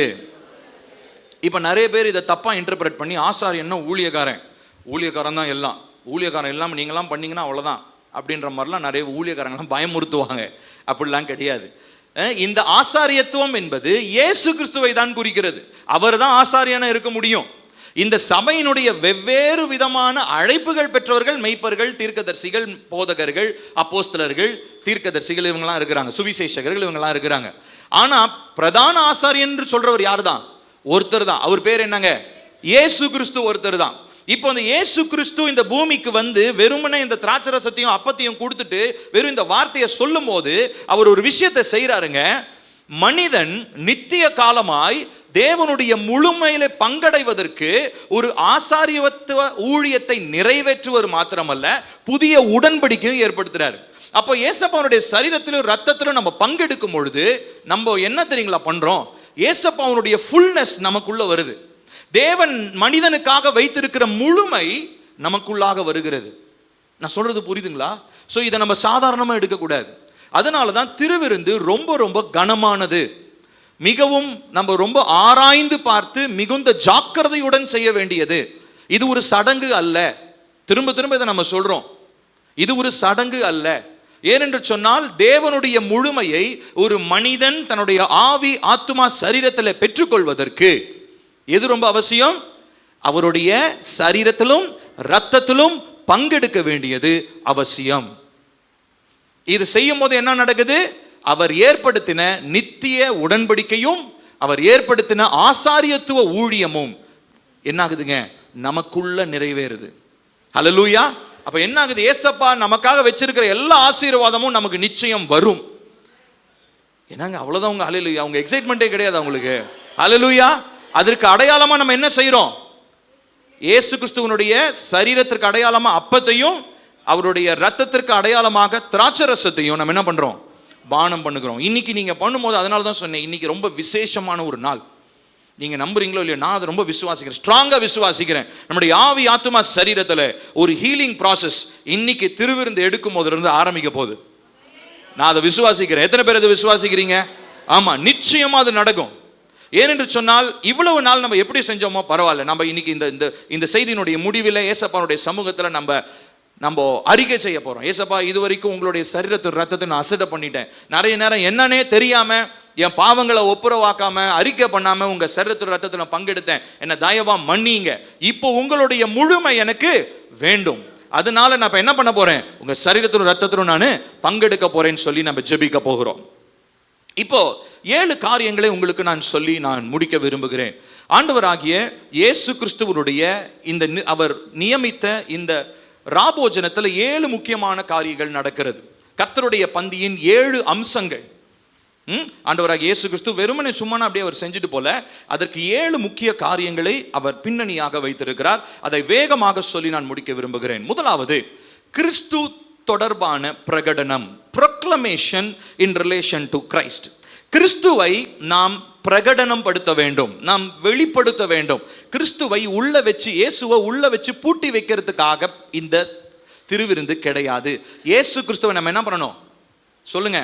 பிரகடனம். பிரகடனம் அர்த்தம் ப்ரொக்ளைம், சொல்லணும். வாயை திறந்து இயேசு யார், இயேசு எப்படிப்பட்டவர் என்பதை நாம் சொல்ல வேண்டும். அதற்கு அடையாளமாக ஒரு வசனத்தை நம்ம வாசிக்கலாம். 1 கொரிந்தியர் 11வது அதிகாரம் 26வது வசனம் வாசிப்போமா? ஆகையால் நீங்கள் இந்த அப்பத்தை புசித்து, சத்தமா வாசிங்க, இந்த பானம் பண்ணும் போதெல்லாம் கர்த்தர். அப்போ ஆண்டவராக இயேசு கிறிஸ்து வந்துட்டாரா? செகண்ட் டைம் வந்துட்டாரா? வரல. அப்ப அவர் வர்ற வரைக்கும் அவருடைய மரணத்தை தெரிவிக்கிறதுக்கான வழி என்னது? கம்யூனியன் எடுக்கிறது, திருவிருந்து எடுக்கிறது. திருவிருந்து எடுக்கும் போது நம்ம என்னன்னு நம்ம சொல்றோமா? ஏசப்பா எனக்காக மரித்தார், இது அவருடைய சரீரம், இது அவருடைய ரத்தம் என்பதை நான் பிரகடனப்படுத்துகிறேன், நான் வெளிப்படுத்துகிறேன். மூடி மறைச்சு உள்ள வச்சுக்கிட்டு இல்லை, நான் வெளியில ஓப்பனா கன்ஃபஸ் பண்றேன். இயேசு தான் என்னுடைய தேவன், அவர் தான் எனக்காக சிலுவையிலே தன்னுடைய சரீரத்தையும் ரத்தத்தையும் அவர் சிந்தினார். ஸோ இவ்விதமா நம்ம அவருடைய பந்தியிலே நாம் எடுக்கும் பொழுது, பங்கெடுக்கும் பொழுது நல்லா கவனிக்கணும். இந்த உலகத்தில் இருக்கிற மனுஷங்க மாத்திரம் இல்லை, நீங்க கர்த்தருடைய பந்தியில பங்கெடுக்கும் பொழுது காணப்படாத உலகம், தி அன்சீன் வேர்ல்டு, ஆவி மண்டலத்திலையும் ஒரு மாற்றம் ஏற்படுதுங்க. இப்போ ஆவிகளுக்கெல்லாம் நடுக்கம் ஏற்படுகிறது. ஏன் தெரியுமா? நீங்களும் நானும் அந்த பந்தியில உண்மையா நம்ம பங்கெடுக்கும் பொழுது அது சத்ருவானவனுக்கு மிகவும் ஒரு பயங்கரத்தை ஏற்படுத்தும். ஏசப்பனுடைய சரீரத்தையும் ரத்தத்தையும் அவனால நெருங்க கூட முடியாது. அதையே நீங்க உள்ள உட்கொள்ளும் பொழுது நிச்சயமா ஆவி மண்டலத்துல, வெறும் உலக இந்த மாம்ச மண்டலத்துல மாத்திரம் இல்ல, ஆவி மண்டலத்திலையும் ஒரு பெரிய மாற்றம் ஒன்று ஏற்படுகிறது. ஹல்லேலூயா. சத்ருவானவன் உங்களை தொடுவதற்கு பயப்படுவான். சத்ருவின் கிரியைகள் நம்மை விட்டு வெளியேறும். இன்னைக்கு நீங்க அதை விசுவாசிச்சு இன்னைக்கு திருவிருந்து எடுக்க போறோம். சரிங்களா? நம்ம இதெல்லாம் நம்ம இன்னைக்கு அறிக்கை பண்ண போறோம். ஏசப்பா, நான் சும்மா இந்த பூமியில வாழ்றதுக்காக மாத்திரம் திருவிருந்து கிடையாது. காணப்படாத உலகத்துல பிசாசுடைய மறைவான திட்டங்களிலிருந்தும் எனக்கு என்ன கிடைக்குது? பாதுகாப்பு எனக்கு கிடைக்கிறது. சோ இது முதல் விஷயம். அடுத்த 2வதா நாம் பார்க்கிறது என்ன அப்படின்னா, கிறிஸ்துவுடன் தொடர்புடைய நினைவு கூறுதல், remembrance in relation to Christ. இயேசுவை நாம் நினைவு கூறுகிறோம். எப்பயுமே அவரை நம்ம நினைச்சிட்டு இருக்கிறோம், எப்பவும் அவர்கிட்ட ஜெபம் பண்றோம், நல்லதுதான். ஆனா கூடி வந்து இவ்விதமா நம்ம இந்த திருவிருந்துல பங்கெடுக்கும் பொழுது என்ன பண்றோம் தெரியுங்களா? இயேசுவை நாம் நினைவு கூறுகிறோம். வசனத்தை போடுங்கப்பா. 1 கொரிந்தியர் 11:25. போஜனம் பண்ணின பின்பு அவர் அந்தபடியே பாத்திரத்தையும் எடுத்து, இந்த பாத்திரம் என் இரத்தத்தினாலாகிய புதிய உடன்படிக்கையாக இருக்கிறது, நீங்கள் இதை பானம் பண்ணும் போதெல்லாம் என்னை, அந்த வார்த்தை என்னதுங்க? நினைவு கூறும்படி இதை செய்யுங்கள். ஸோ நம்ம ஏசப்பாவுடைய சரீரத்தில் ரத்தத்தில் பங்கெடுக்கும் போது நம்ம என்ன பண்றோம்? ஏசப்பாவை நினைவு கூர்றோம். We remember him. டெய்லிக்கும் நினைக்கிறோம், ஜெபம் பண்றோம், நல்லதுதான். ஆனா சபையா நம்ம என்ன பண்றோம்? ஏசப்பா தான் இந்த சபைக்கு, ஏசப்பா தான் இந்த சபைக்கு மூளைக்கல், ஏசப்பா தான் இந்த சபைக்கு தலையானவர், ஏசப்பாவை தான் இங்க ஆராதிக்கிறோம் எப்படின்றத நம்ம என்ன பண்றோம்? நினைவு கூறுகிற மனிதர்களாக நாம் இருக்கிறோம். ஸோ இவ்விதமா நாம் பந்தியில பங்கெடுக்கும் பொழுது அவருடைய மரணத்திலும் அவர் நிறுவினதான புதிய உடன்படிக்கையும் நாம் நினைவு கூறுகிற மனிதர்களாக இருக்கிறோம். அடுத்த ஒரு வசனம் பாருங்க, ரோமர் 8:32. தம்முடைய, சேர்ந்து வாசிப்போம், தம்முடைய சொந்த குமாரன் என்றும் பாராமல் நம் எல்லாருக்காகவும் அவரை ஒப்பு கொடுத்தார், அவரோடே கூட மற்ற எல்லாவற்றையும் நமக்கு அருளாதிருப்பது எப்படி? ஹல்லேலூயா. அப்ப சரீரத்தையும் ரத்தத்தையுமே கொடுத்துட்டாருன்னா மற்றபடி நம்ம கேட்கிற இந்த அற்பமான காரியங்கள்லாம் அவர் கொடுக்காம இருக்க போறாரு. சொல்லுங்களேன், கொடுப்பாரா கொடுக்க மாட்டாரா? கண்டிப்பா கொடுப்பாரு. நமக்கு ஒரு நிச்சயமும் ஒரு நம்பிக்கையும் வேணும். ஆனா இவ்வளவு நாள் ஏன் வரல? இவ்வளவு நாள் கேட்டுக்கிட்டே இருக்கனே, ஏன் வரல? ஏன்னா செய்ய வேண்டிய பிரகாரமா அவருடைய சரீரத்திலும் ரத்தத்திலும் நம்ம என்ன பண்ணலங்க, பங்கு எடுக்கல. இன்னைக்கு ஒரு மைண்டில் ஒரு டிரான்ஸ்ஃபர்மேஷன் நடக்கணும். சிந்த மறுரூபமாக்கப்பட்டு இன்னைக்கு அப்பத்திலையும் திராட்சை ரசத்திலையும் பங்கெடுக்கும் பொழுது ஒரு உண்மையாலுமே ஒரு மனம் மாற்றத்தோடு இன்னைக்கு எடுங்க. சரியா? அன்னைக்கு ஒரு நாள் ஒரு வயசான ஒரு பாட்டி ஒருத்தங்க இன்னொரு போதகர் இடத்துல, அவன் நம்ம சபை மாதிரி அது வளர்ந்த ஒரு சபை, அந்த சபையில் ஊழியக்காரர்கள், உதவி ஊழியக்காரங்க என்ன பண்ணாங்கன்னா கம்யூனியன் கொடுத்தாங்க. அப்போ அந்த பாட்டிக்கு பயங்கர கோவம் வந்துருச்சு. ஏன்னா எப்பயுமே பாஸ்டர் தான் கம்யூனியன் கொடுப்பாரு. இப்போ உதவி ஊழியக்காரர் வந்த உடனே அந்த அம்மாவுக்கு செம கோவம் ஆராதனை முடிச்ச உடனே அந்த பாஸ்டர் பாஸ்டர் என்ன நினச்சிட்டு இருக்கிறீங்க? இவங்கெல்லாம் அப்பமும் திராட்சரசமும் கொடுத்தா நான் எப்படி பரலோகத்துக்கு போகிறது? நீங்கள் கொடுத்தா மாத்திரம்தான் நான் எங்கே போவேன்? அப்படிலாம் எதுவுமே கிடையாது. ஸோ அதனால நம்ம ஊழியக்காரங்க எல்லாருக்கும் கொடுக்கும் பொழுது இது ஒரு சரீரம். இங்கே பாஸ்டர் தான் கொடுக்கணும், பாஸ்டர் சாம்ராஜ் தான் கொடுக்கணும், பாஸ்டர் பில்லி தான் கொடுக்கணும், இவங்க தான் கொடுக்கணும், அவங்க தான் கொடுக்கணும்னு இல்லை. நம்ம சபையாக இணைந்து நினைவு கூறுகிறோம், அதுதான் முக்கியம். இதில் யார் கொடுக்குறாங்கன்றது முக்கியம் இல்லை. புரியுதுங்களா? ஸோ ஆகையினாலே அதை நம்ம சிந்தையில் நம்ம வைத்துக்கொள்ளணும். இதை நம்ம நினைவு கூறுகிறோம். எதற்காக? ஒன்றாக இணைந்து நாம் நினைவு கூறுகிறோம். ஸோ அற்பமான காரியங்கள் எல்லாம் தேவனுடைய குமாரனே அவர் தந்தது உண்மைன்னா இந்த உலகத்தில் நம்ம கேட்கக்கூடிய காரியங்களை நிச்சயமா நமக்கு தருவார். ஸோ அந்த நம்பிக்கை நமக்கு வேணும். அடுத்து மூன்றாவதை நாம் பார்க்கிறது என்ன அப்படின்னு சொல்லி சொன்னா, கிறிஸ்துவுடன் தொடர்புடைய எதிர்பார்ப்பு, anticipation in relation to Christ. இப்போ பந்தியில நம்ம பங்கெடுக்கும் போது நமக்கு ஒரு எதிர்பார்ப்பு இருக்குதுங்க. சும்மானா நம்ம இதை பங்கெடுக்கலைங்க. நம்ம ஏதோ ஒரு விஷயத்தை எக்ஸ்பெக்ட் பண்றோம். யாராவது எக்ஸ்பெக்டேஷனே இல்லாம இதில் பங்கெடுக்கிறீங்களா? இல்லை, தப்பு. ஏசப்பாவுடைய சரீரத்திலும் ரத்தத்திலும் பங்கெடுக்கும் போது நமக்கு ஒரு எதிர்பார்ப்பு இருக்கணும். என்ன எதிர்பார்ப்பு? வாசிப்போம். அடுத்த ஸ்லைட் போங்கப்பா. 1 கொரிந்தியர் 11:26 வாசிக்கலாமா? ஆகையால் நீங்கள் இந்த அப்பத்தை புசித்து இந்த பாத்திரத்தில் பானம் பண்ணும் போதெல்லாம் கர்த்தர் வருமளவும் அவருடைய மரணத்தை தெரிவிக்கிறீர்கள். ஸோ நம்ம என்ன பண்றோம் அப்படின்னா, we proclaim the death of Jesus. இயேசு எனக்காக மரித்தார், நமக்காக இல்லை, எனக்காக மரித்தார்ன்றத நான் என்ன பண்றேன்? தெரிவிக்கிறேன், நான் வெளிப்படுத்துறேன். அதனால தான் சொன்னேன், இந்த மனுஷங்க முன்னாடியும் நான் வெளிப்படுத்துறேன். ஆவி மண்டலத்திலேருந்து என்னை கண்காணிச்சிட்டு இருக்கிற ஆவிகளுக்கும் நான் என்ன பண்றேன்? பிசாசுகளே, கண்காணிக்கிற ஆவிகளே, எல்லை ஆவிகளே எல்லாம் பாருங்க, எனக்காக ஒருத்தர் என்ன பண்ணியிருக்காரு? ரத்தத்தை சிந்தி அவருடைய சரீரத்தை கொடுத்திருக்கிறார். அதனால உன்னை நான் மேற்கொள்ளுவேன் அப்படின்ற ஒரு அதிகாரத்தை கர்த்தர் நமக்கு கொடுத்திருக்கிறாரு. ஹல்லேலூயா. சோ காணும் உலகம், காணாத உலகம், எந்த உலகமா எந்த ரெல்மா இருந்தாலும் அங்க நம்ம என்ன பண்றோங்க? ஜீசஸோடைய அத்தாரிட்டி, இயேசு கிறிஸ்துனுடைய அதிகாரத்தை நம்ம என்ன பண்றோம்? நிலைப்படுத்துகிற மனிதர்களாக நாம் இருக்கிறோம். இதுதான் நம்முடைய எதிர்பார்ப்பு. இயேசு கிறிஸ்துவனுடைய வருகை நம்முடைய எதிர்பார்ப்பாக இருக்கிறது. ஹல்லேலூயா. ஒரு அருமையான ஒரு வாசகத்தை நான் வாசித்தேன், ஆங்கிலத்தில் இருக்கிறது, நான் தமிழில் சொல்றேன் பாருங்க.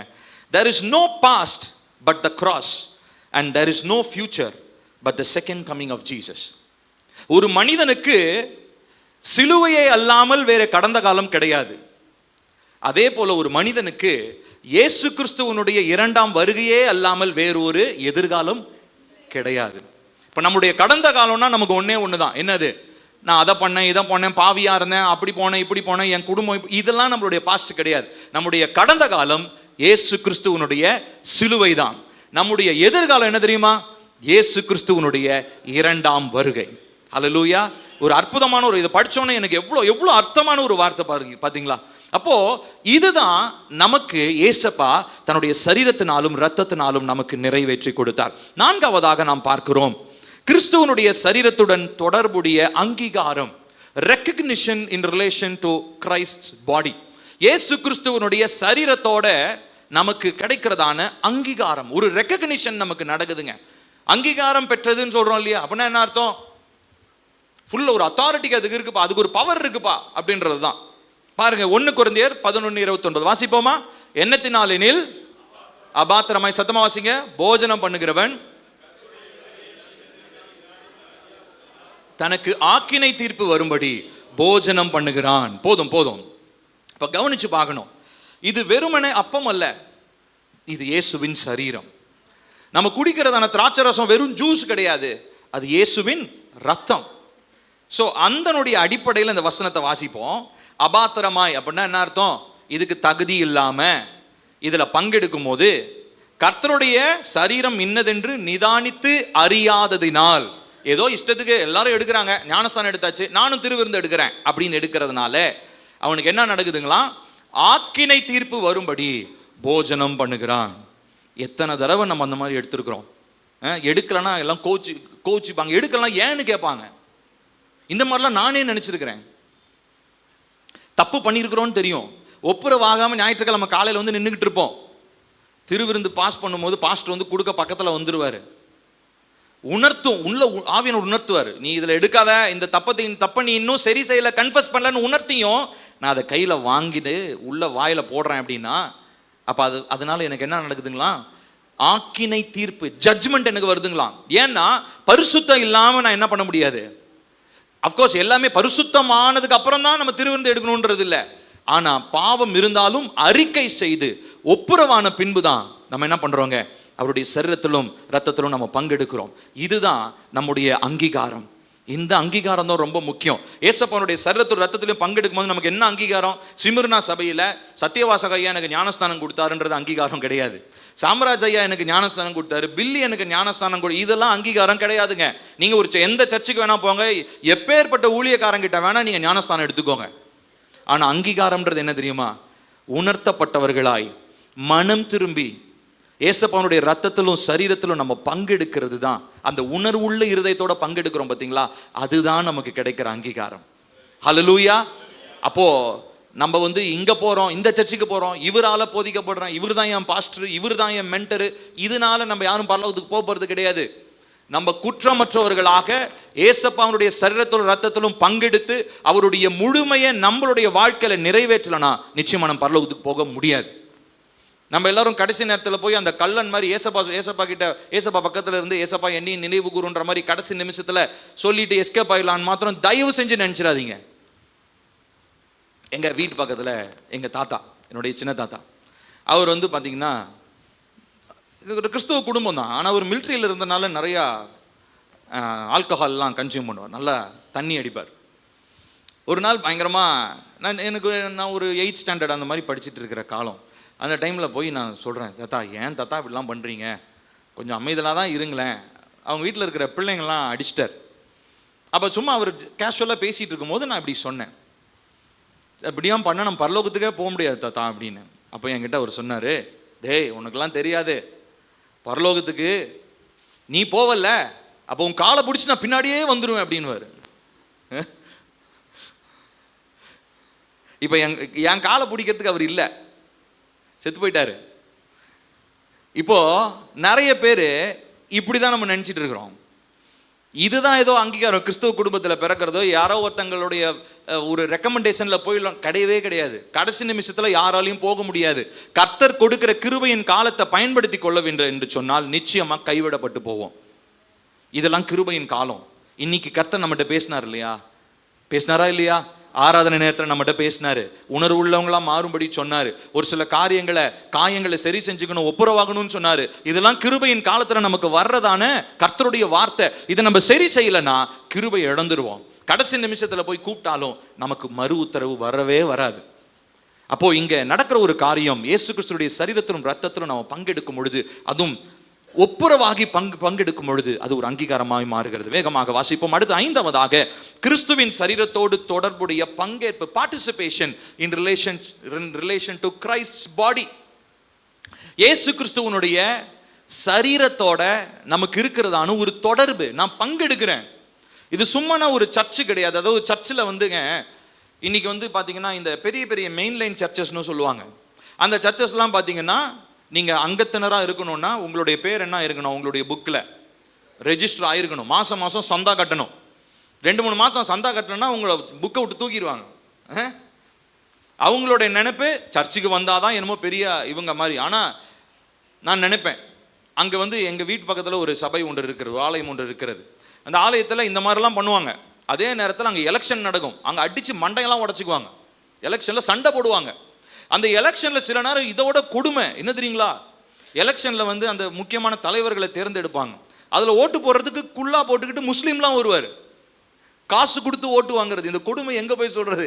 இந்த மாதிரிலாம் நடந்து கொண்டு இருக்கிறது. ரொம்ப வேதனையான ஒரு காரியங்க. அந்த சபையில் இருக்கிற மக்களுக்காகவும் தானே ஏசப்பா ரத்தத்தை சிந்தினாரு. ஆனால் இன்னைக்கு சபைன்ற பேரில் என்னென்ன அட்டூழியம், எவ்வளோ அரசியல், எவ்வளோ பாலிட்டிக்ஸ், எவ்வளோ மறைவான தீமையான காரியங்கள் சபை என்கிற பேரில் நடந்து கொண்டு இருக்கிறது. அதான் யோசித்தேன், ஒருவேளை அந்த சர்ச்சு புக்கில் பேர் இருந்து ஜீவ புஸ்தகத்தில் பேர் இல்லைன்னா ஏதாவது பிரயோஜனம் இருக்குதா? அவங்கள தான் ஏசப்பா சொல்கிறாரு, நான் வந்தேன், சர்ச்சுக்கு வந்தேன், காணிக்கை கொடுத்தேன், மிஷினரி ஊழியத்துக்கு காணிக்கை அனுப்புனேன், விஸ்வவாணிக்கு அனுப்புனேன், எஃப்எம்பிபிக்கு அனுப்புனேன், யூத் ஃபார் கிரைஸ்டுக்கு அனுப்புனேன். இப்படிலாம் நீ சொன்னாலும் காணிக்க பிரயோஜனத்துக்கு இல்லை, எந்த பிரயோஜனமும் இல்லை. ஏனென்று சொன்னால் இங்கே நம்ம பார்க்கிறோம் அவரோடு கூடிய தொடர்பு, அந்த ரிலேஷன்ஷிப். எதனால? வெறும் ஜெபிக்கிறதுனால மாத்திரம் இல்லை, அவருடைய சரீரத்திலும் ரத்தத்திலும் பங்கெடுக்கும் போது நம்ம என்ன பண்றோம்? தொடர்பு படுத்தி கொள்றோம். இப்போ சொந்தக்காரங்களை பார்த்து என்ன சொல்றோம்? இப்போ இது என் ரத்தங்க, என் ரத்த சொந்தம் சொல்றோமா இல்லையா? ஏங்க ஆமாவா இல்லையாங்க? இப்போ சர்ச்சில் இருக்கிறவங்க நம்ம எல்லாமே என்ன தெரியுமா? ரத்த சொந்தம். யார் சொன்ன நீங்களாம் வேற ஆளு, நீங்க வேற காஸ்ட், வேற குடும்பம், வேற ஊர்லாம் கிடையாது. நம்ம எல்லாருக்கும் ஒரே ரத்தம் தான். என்ன ரத்தம்? இயேசுவின் ரத்தம். அதனால தான் நம்ம எல்லாரும் என்னவா இருக்கிறோம்? ஒரே குடும்பமாக நம்ம இருக்கிறோம். அல்லேலூயா. இதை உணர்ந்து இந்த குடும்பத்தில் ஒருவேளை ஏதாவது ஒரு பிரச்சனை, சிக்கல் வந்துருச்சுன்னா என்ன பண்ணுவோம்? உடனே அந்த காயத்தை என்ன பண்ணுவோம்? ஒரு சரீரத்தில் விரல்ல அடிபட்டுருச்சு, கையில் அடிபட்டுச்சுன்னா என்ன பண்ணுவோம்? உடனே காயத்தை சரி பண்ணுவோம். காயம் சரி பண்ணலன்னா ஆராதனையில் அப்பா சொன்ன மாதிரி தான் அந்த புண்ணு உள்ளேயே அப்படியே போய் எலும்பு வரைக்கும் போய் அரிச்சிடும். அப்புறம் என்ன தெரியுங்களா டாக்டர் சொல்லுவாரு, இதுக்கு மேலே காயத்தெல்லாம் கட்ட முடியாதுங்க, காலை வெட்டி எடுத்துருங்கன்றாங்க. அப்போ காயம் கட்டுதல்ன்றது சரீரத்திற்கு ரொம்ப அவசியங்க. அது இல்லைன்னா நம்ம சரீரத்தில் பங்காக இருக்க முடியாது. இன்னைக்கு அந்த காயம் கட்டுகிற ப்ராசஸை கர்த்தர் ஆரம்பிச்சிருக்கிறார். ஹல்லேலூயா. வாசிப்போம் 1 கொரிந்தியர் 10:17 வாசிக்கலாமா? அடுத்த ஸ்லைட். அந்த ஒரே அப்பத்தில் நாம் எல்லாரும் பங்கு பெறுகிறபடியால் அநேகரான நாம் ஒரே அப்பமும். ஆமா, இது நல்ல மனப்பாடம். ஒரு 5 தாட்டி படிக்க போறோம் அந்த வசனத்தை, சரியா? மனப்பாடம் பண்ற மாதிரி நிறுத்தி நிதானமா.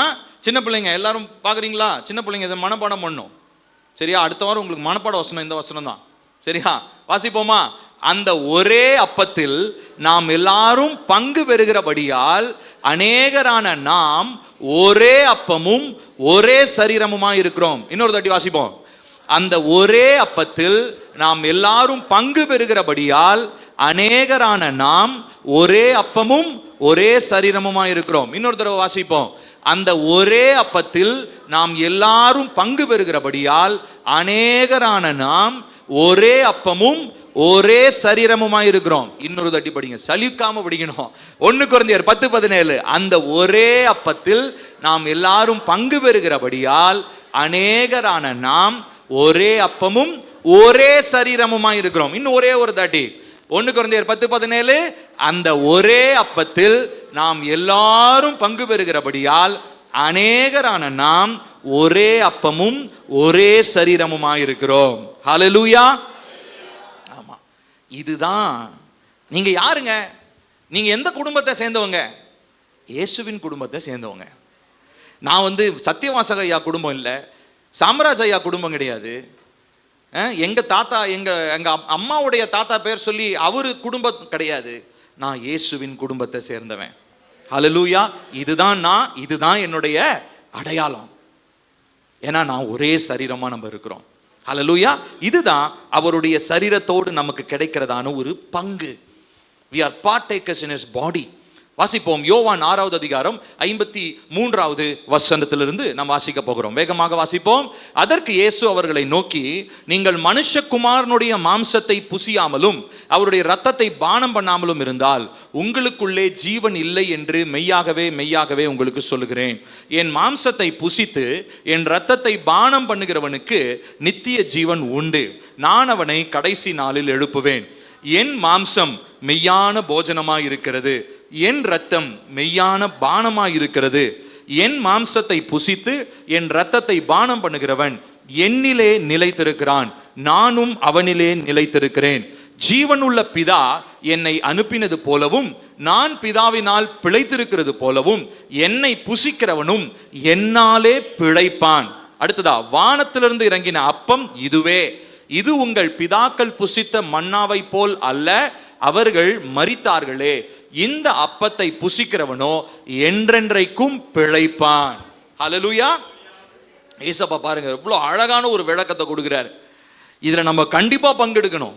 நம்ம யாருமே நான் ரொம்ப நாளா பாவத்திலே இருக்கிறேங்க அப்படின்னு சொல்லிட்டு பங்கெடுக்காம இருக்கக்கூடாது. பாவத்தில் இருந்தோம்னா அறிக்கை செஞ்சு ஒப்புரவாகிட்டு கண்டிப்பா என்ன பண்ணணும்? பங்கெடுக்கணும். நிறைய பேரை நான் பார்த்துருக்கிறேன், ரொம்ப குற்றமான சாட்சியில பங்கெடுக்க மாட்டாங்க. திருவிருந்தில் இல்லைங்க நான் ரொம்ப பாவிங்க, நான் ரொம்ப பாவிங்க.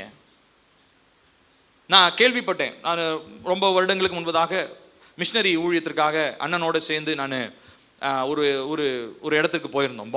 பாம்பே பக்கத்தில் ஒரு இடத்துக்கு அங்கே போயிருந்தப்போ அங்கே ஒரு ஊழியக்காரர் ஒருவர், அவர் பார்த்தீங்கன்னா ஊழியக்காரர். அவர் ரொம்ப ரொம்ப வினோதமான ஒரு விஷயம். அது என்னன்னா, அவர் எல்லாருக்கும் அவர் அப்பமும் திராட்சரசமும் கொடுப்பார், ஆனால் அவர் பங்கெடுக்க மாட்டாராம்.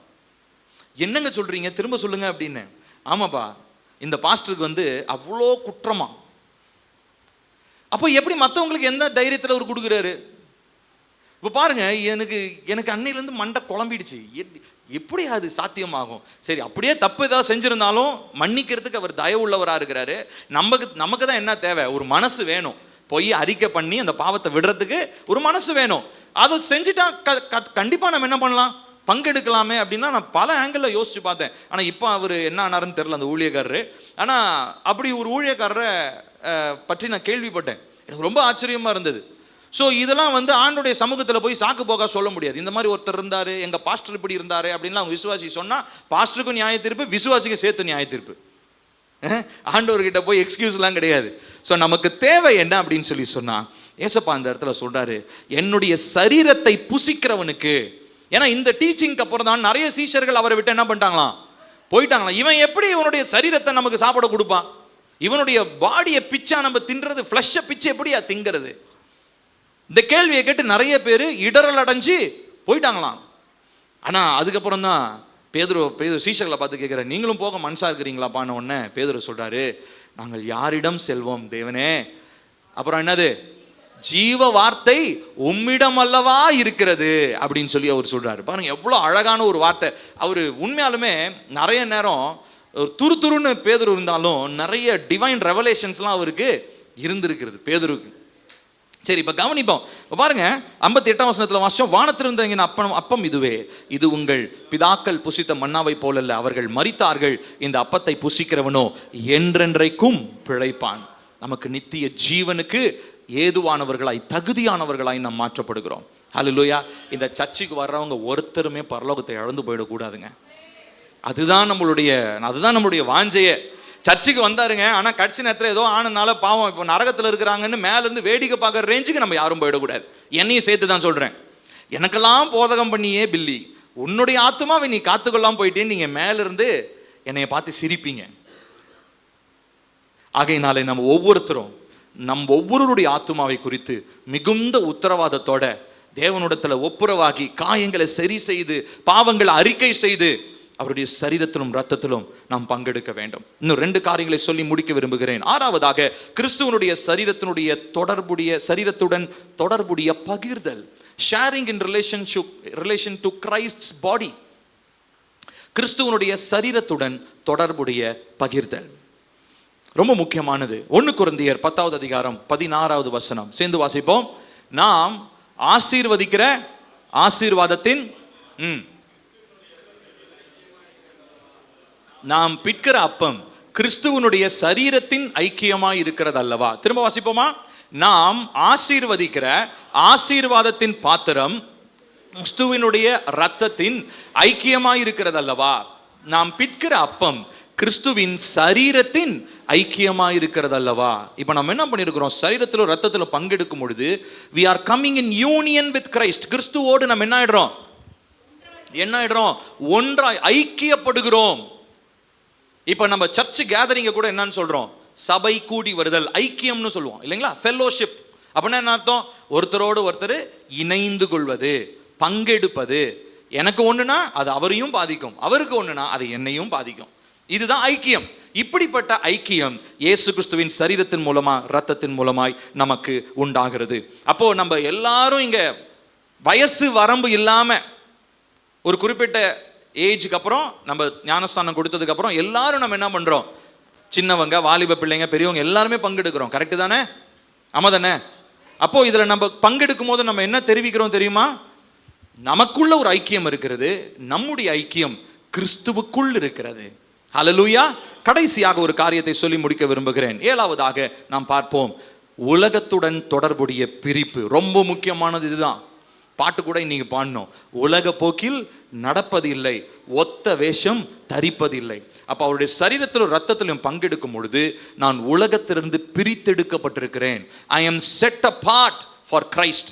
கிறிஸ்துவுக்காக நான் பிரித்தெடுக்கப்பட்டிருக்கிறேன். நான் இந்த உலகத்தோடு இருக்கிறதுக்காக அழைக்கப்பட்டவன் அல்ல, உலக போக்கில் இருப்பதற்காக அழைக்கப்பட்டவன் அல்ல. அப்போ இந்த சரீரத்தை இன்னைக்கு இந்த அப்பத்தை கையில வாங்குறீங்க இல்லைங்களா, கையில் எடுக்கிறீங்க இல்லையா, அப்போ உங்களுக்கு ஒரு நினைப்பு வரணும், நான் இந்த உலகத்துக்குரியவன் கிடையாது, நான் ஏசப்பாவுக்குரியவன், நான் இந்த சபையில ஒரு அங்கம், இந்த சபையினுடைய சரீரத்துல நான் ஒரு கையாகவோ காலாகவோ விரலாகவோ நெகமாகவோ நான் இருக்கிறேன். அதனால என்ன ஏசப்பா நேசிக்கிறார். நம்ம சரீரத்தில் இருக்கிற எல்லா உறுப்பையும் நம்ம நேசிக்கிறோம். கரெக்டு தானே? ஏதாவது ஒரு விரல் எனக்கு பிடிக்கலன்னா, இந்த விரல் வந்து ரொம்ப பிரச்சனை பண்ணுது, அதனால இந்த விரலே நான் உன்கிட்ட பேசவே மாட்டேன், உன்னை கண்டுக்கவே மாட்டேன்னு நீங்க இருப்பீங்களா? நம்ம சரீரம்னா ஒட்டு மொத்தமா இங்க முடியிலிருந்து ஆரம்பிச்சு கீழே உள்ளங்காலில் இருக்கிற கால் வரைக்கும், பின்னாடி இருக்கிற பாதம் நகம் வரைக்கும் நம்ம என்ன பண்றோம், முழு கவனம் செலுத்துறோம். கரெக்டு தானே? நகம் உடஞ்சு போச்சுன்னு விடுறோமா? இல்லை. அதே மாதிரி தான் நம்ம எல்லாருமே இந்த சரீரத்தில் எப்படி இருக்கோமா, கிறிஸ்துவின் சரீரத்தில் அவயவங்களா இருக்கிறோம். இப்போ ஏசப்பா என்ன பண்றாரு தெரியுங்களா, நம்மளை நேசித்து இணைச்சிருக்கிறாரு. இப்போ நம்ம தவறும் போது சரி செஞ்சு திரும்ப இந்த சரீரத்தோட தான் இணைச்சி வைக்கணும்னு நினைக்கிறாரு. இப்போ ஒட்டுமொத்த சரீரத்தையும் உலகத்திலிருந்து பிரிச்சு எடுக்கிறாரு. ஹல்லேலூயா. பிரிச்சு எடுத்து நம்மளை தனியா விலையேற பெற்றவங்களா, பரிசுத்தவான்களா, ஒரு வித்தியாசமான பாதையிலே கர்த்தர் நம்மை நடத்துகிறார். வாசிப்போமா. 1 கொரிந்தியர் 10வது அதிகாரம் 20-21 வாசிச்சு முடிக்க போகிறோம். அஞ்ஞானிகள் பலியிடுகிறவைகளை தேவனுக்கு அல்ல, பேய்களுக்கே பலியிடுகிறார்கள் என்று சொல்லுகிறேன். நீங்கள் பேய்களோட ஐக்கியமாய் இருக்க எனக்கு மனதில்லை. நீங்கள் கர்த்தருடைய பாத்திரத்திலும் பேய்களுடைய பாத்திரத்திலும் பானம் பண்ணக்கூடாதே. நீங்கள் கர்த்தருடைய போஜன பந்திக்கும் பேய்களுடைய போஜன பந்திக்கும் பங்குள்ளவர்களாய் இருக்க கூடாது. இதுல நிறைய விஷயம் இருக்குது. நான் சொல்ல விரும்பல, சொன்ன ரொம்ப டைம் ஆகும். ஆனா கொஞ்சம் யோசிச்சு பாருங்க. நம்மளுடைய பங்கு தேவனுக்கு இங்க வந்து திருவிருந்தும் எடுத்துக்கிறோம். அடுத்த வாரத்துல எங்க குடும்பத்துல இருக்கிறதான ஒரு தவசத்திலையும் போய் நான் சாப்பிட்டு ஆட்டு கடா விருந்து, கோழி விருந்து, அந்த விருந்து, இந்த விருந்து, அதுலேயும் நான் பங்கெடுக்கிறேன்.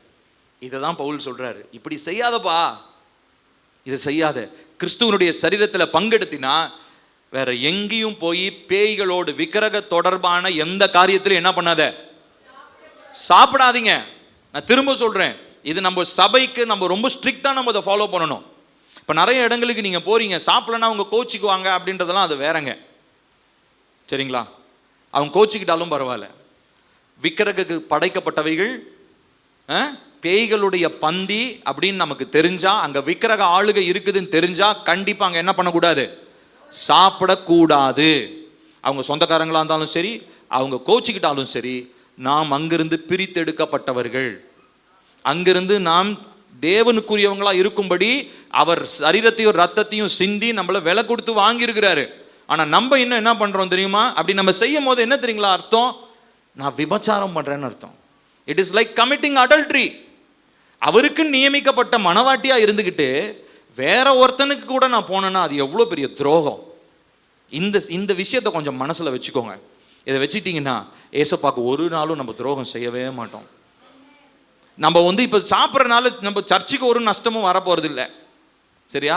பாஸ்டர் பார்க்கறனாலையோ விசுவாசிங்க பார்க்கறனாலையோ யாரோ ஒன்றும் இடர்ல அடைஞ்சு போறதும் கிடையாதுன்னு வச்சுப்போமே. ஆனாலும் உங்களுடைய ஆத்துமா தனிப்பட்ட விதத்தில் உங்களுடைய ஆத்துமாவுக்கு அது கேடு விளைவிக்கிறதா இருக்கிறது.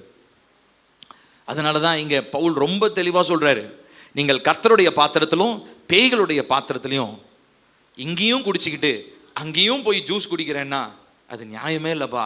நீங்கள் கர்த்தருடைய போஜன பந்திக்கும் பேய்களுடைய போஜன பந்திக்கும் பங்குள்ளவர்களாய் இருக்க கூடாது. இதை ஒரு தீர்மானமாக எடுங்க. இன்னைக்கு இந்த திருவிருந்து ரொம்ப ஸ்பெஷலானதா ஒன்று இருக்க போகுது. சரிங்களா? ஒரு டெசிஷன்ஸ் நிறைய நம்ம எடுக்க போறோம்.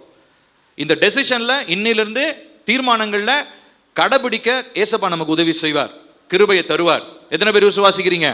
ஆமா. ஆகையினாலே இந்த நாளிலே நம்ம எல்லாரும் எழுந்து நிற்க போகிறோம். தேவனை நோக்கி நாம் பார்க்க போகிறோம்.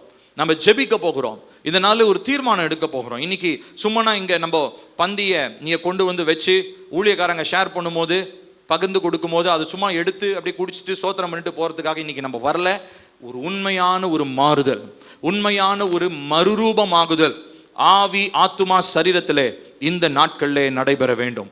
உணர்வற்றவர்களாய் இருக்கிறவர்கள் தயவு செய்து கர்த்தருடைய வார்த்தைக்கு கீழ்ப்படியுங்கள்.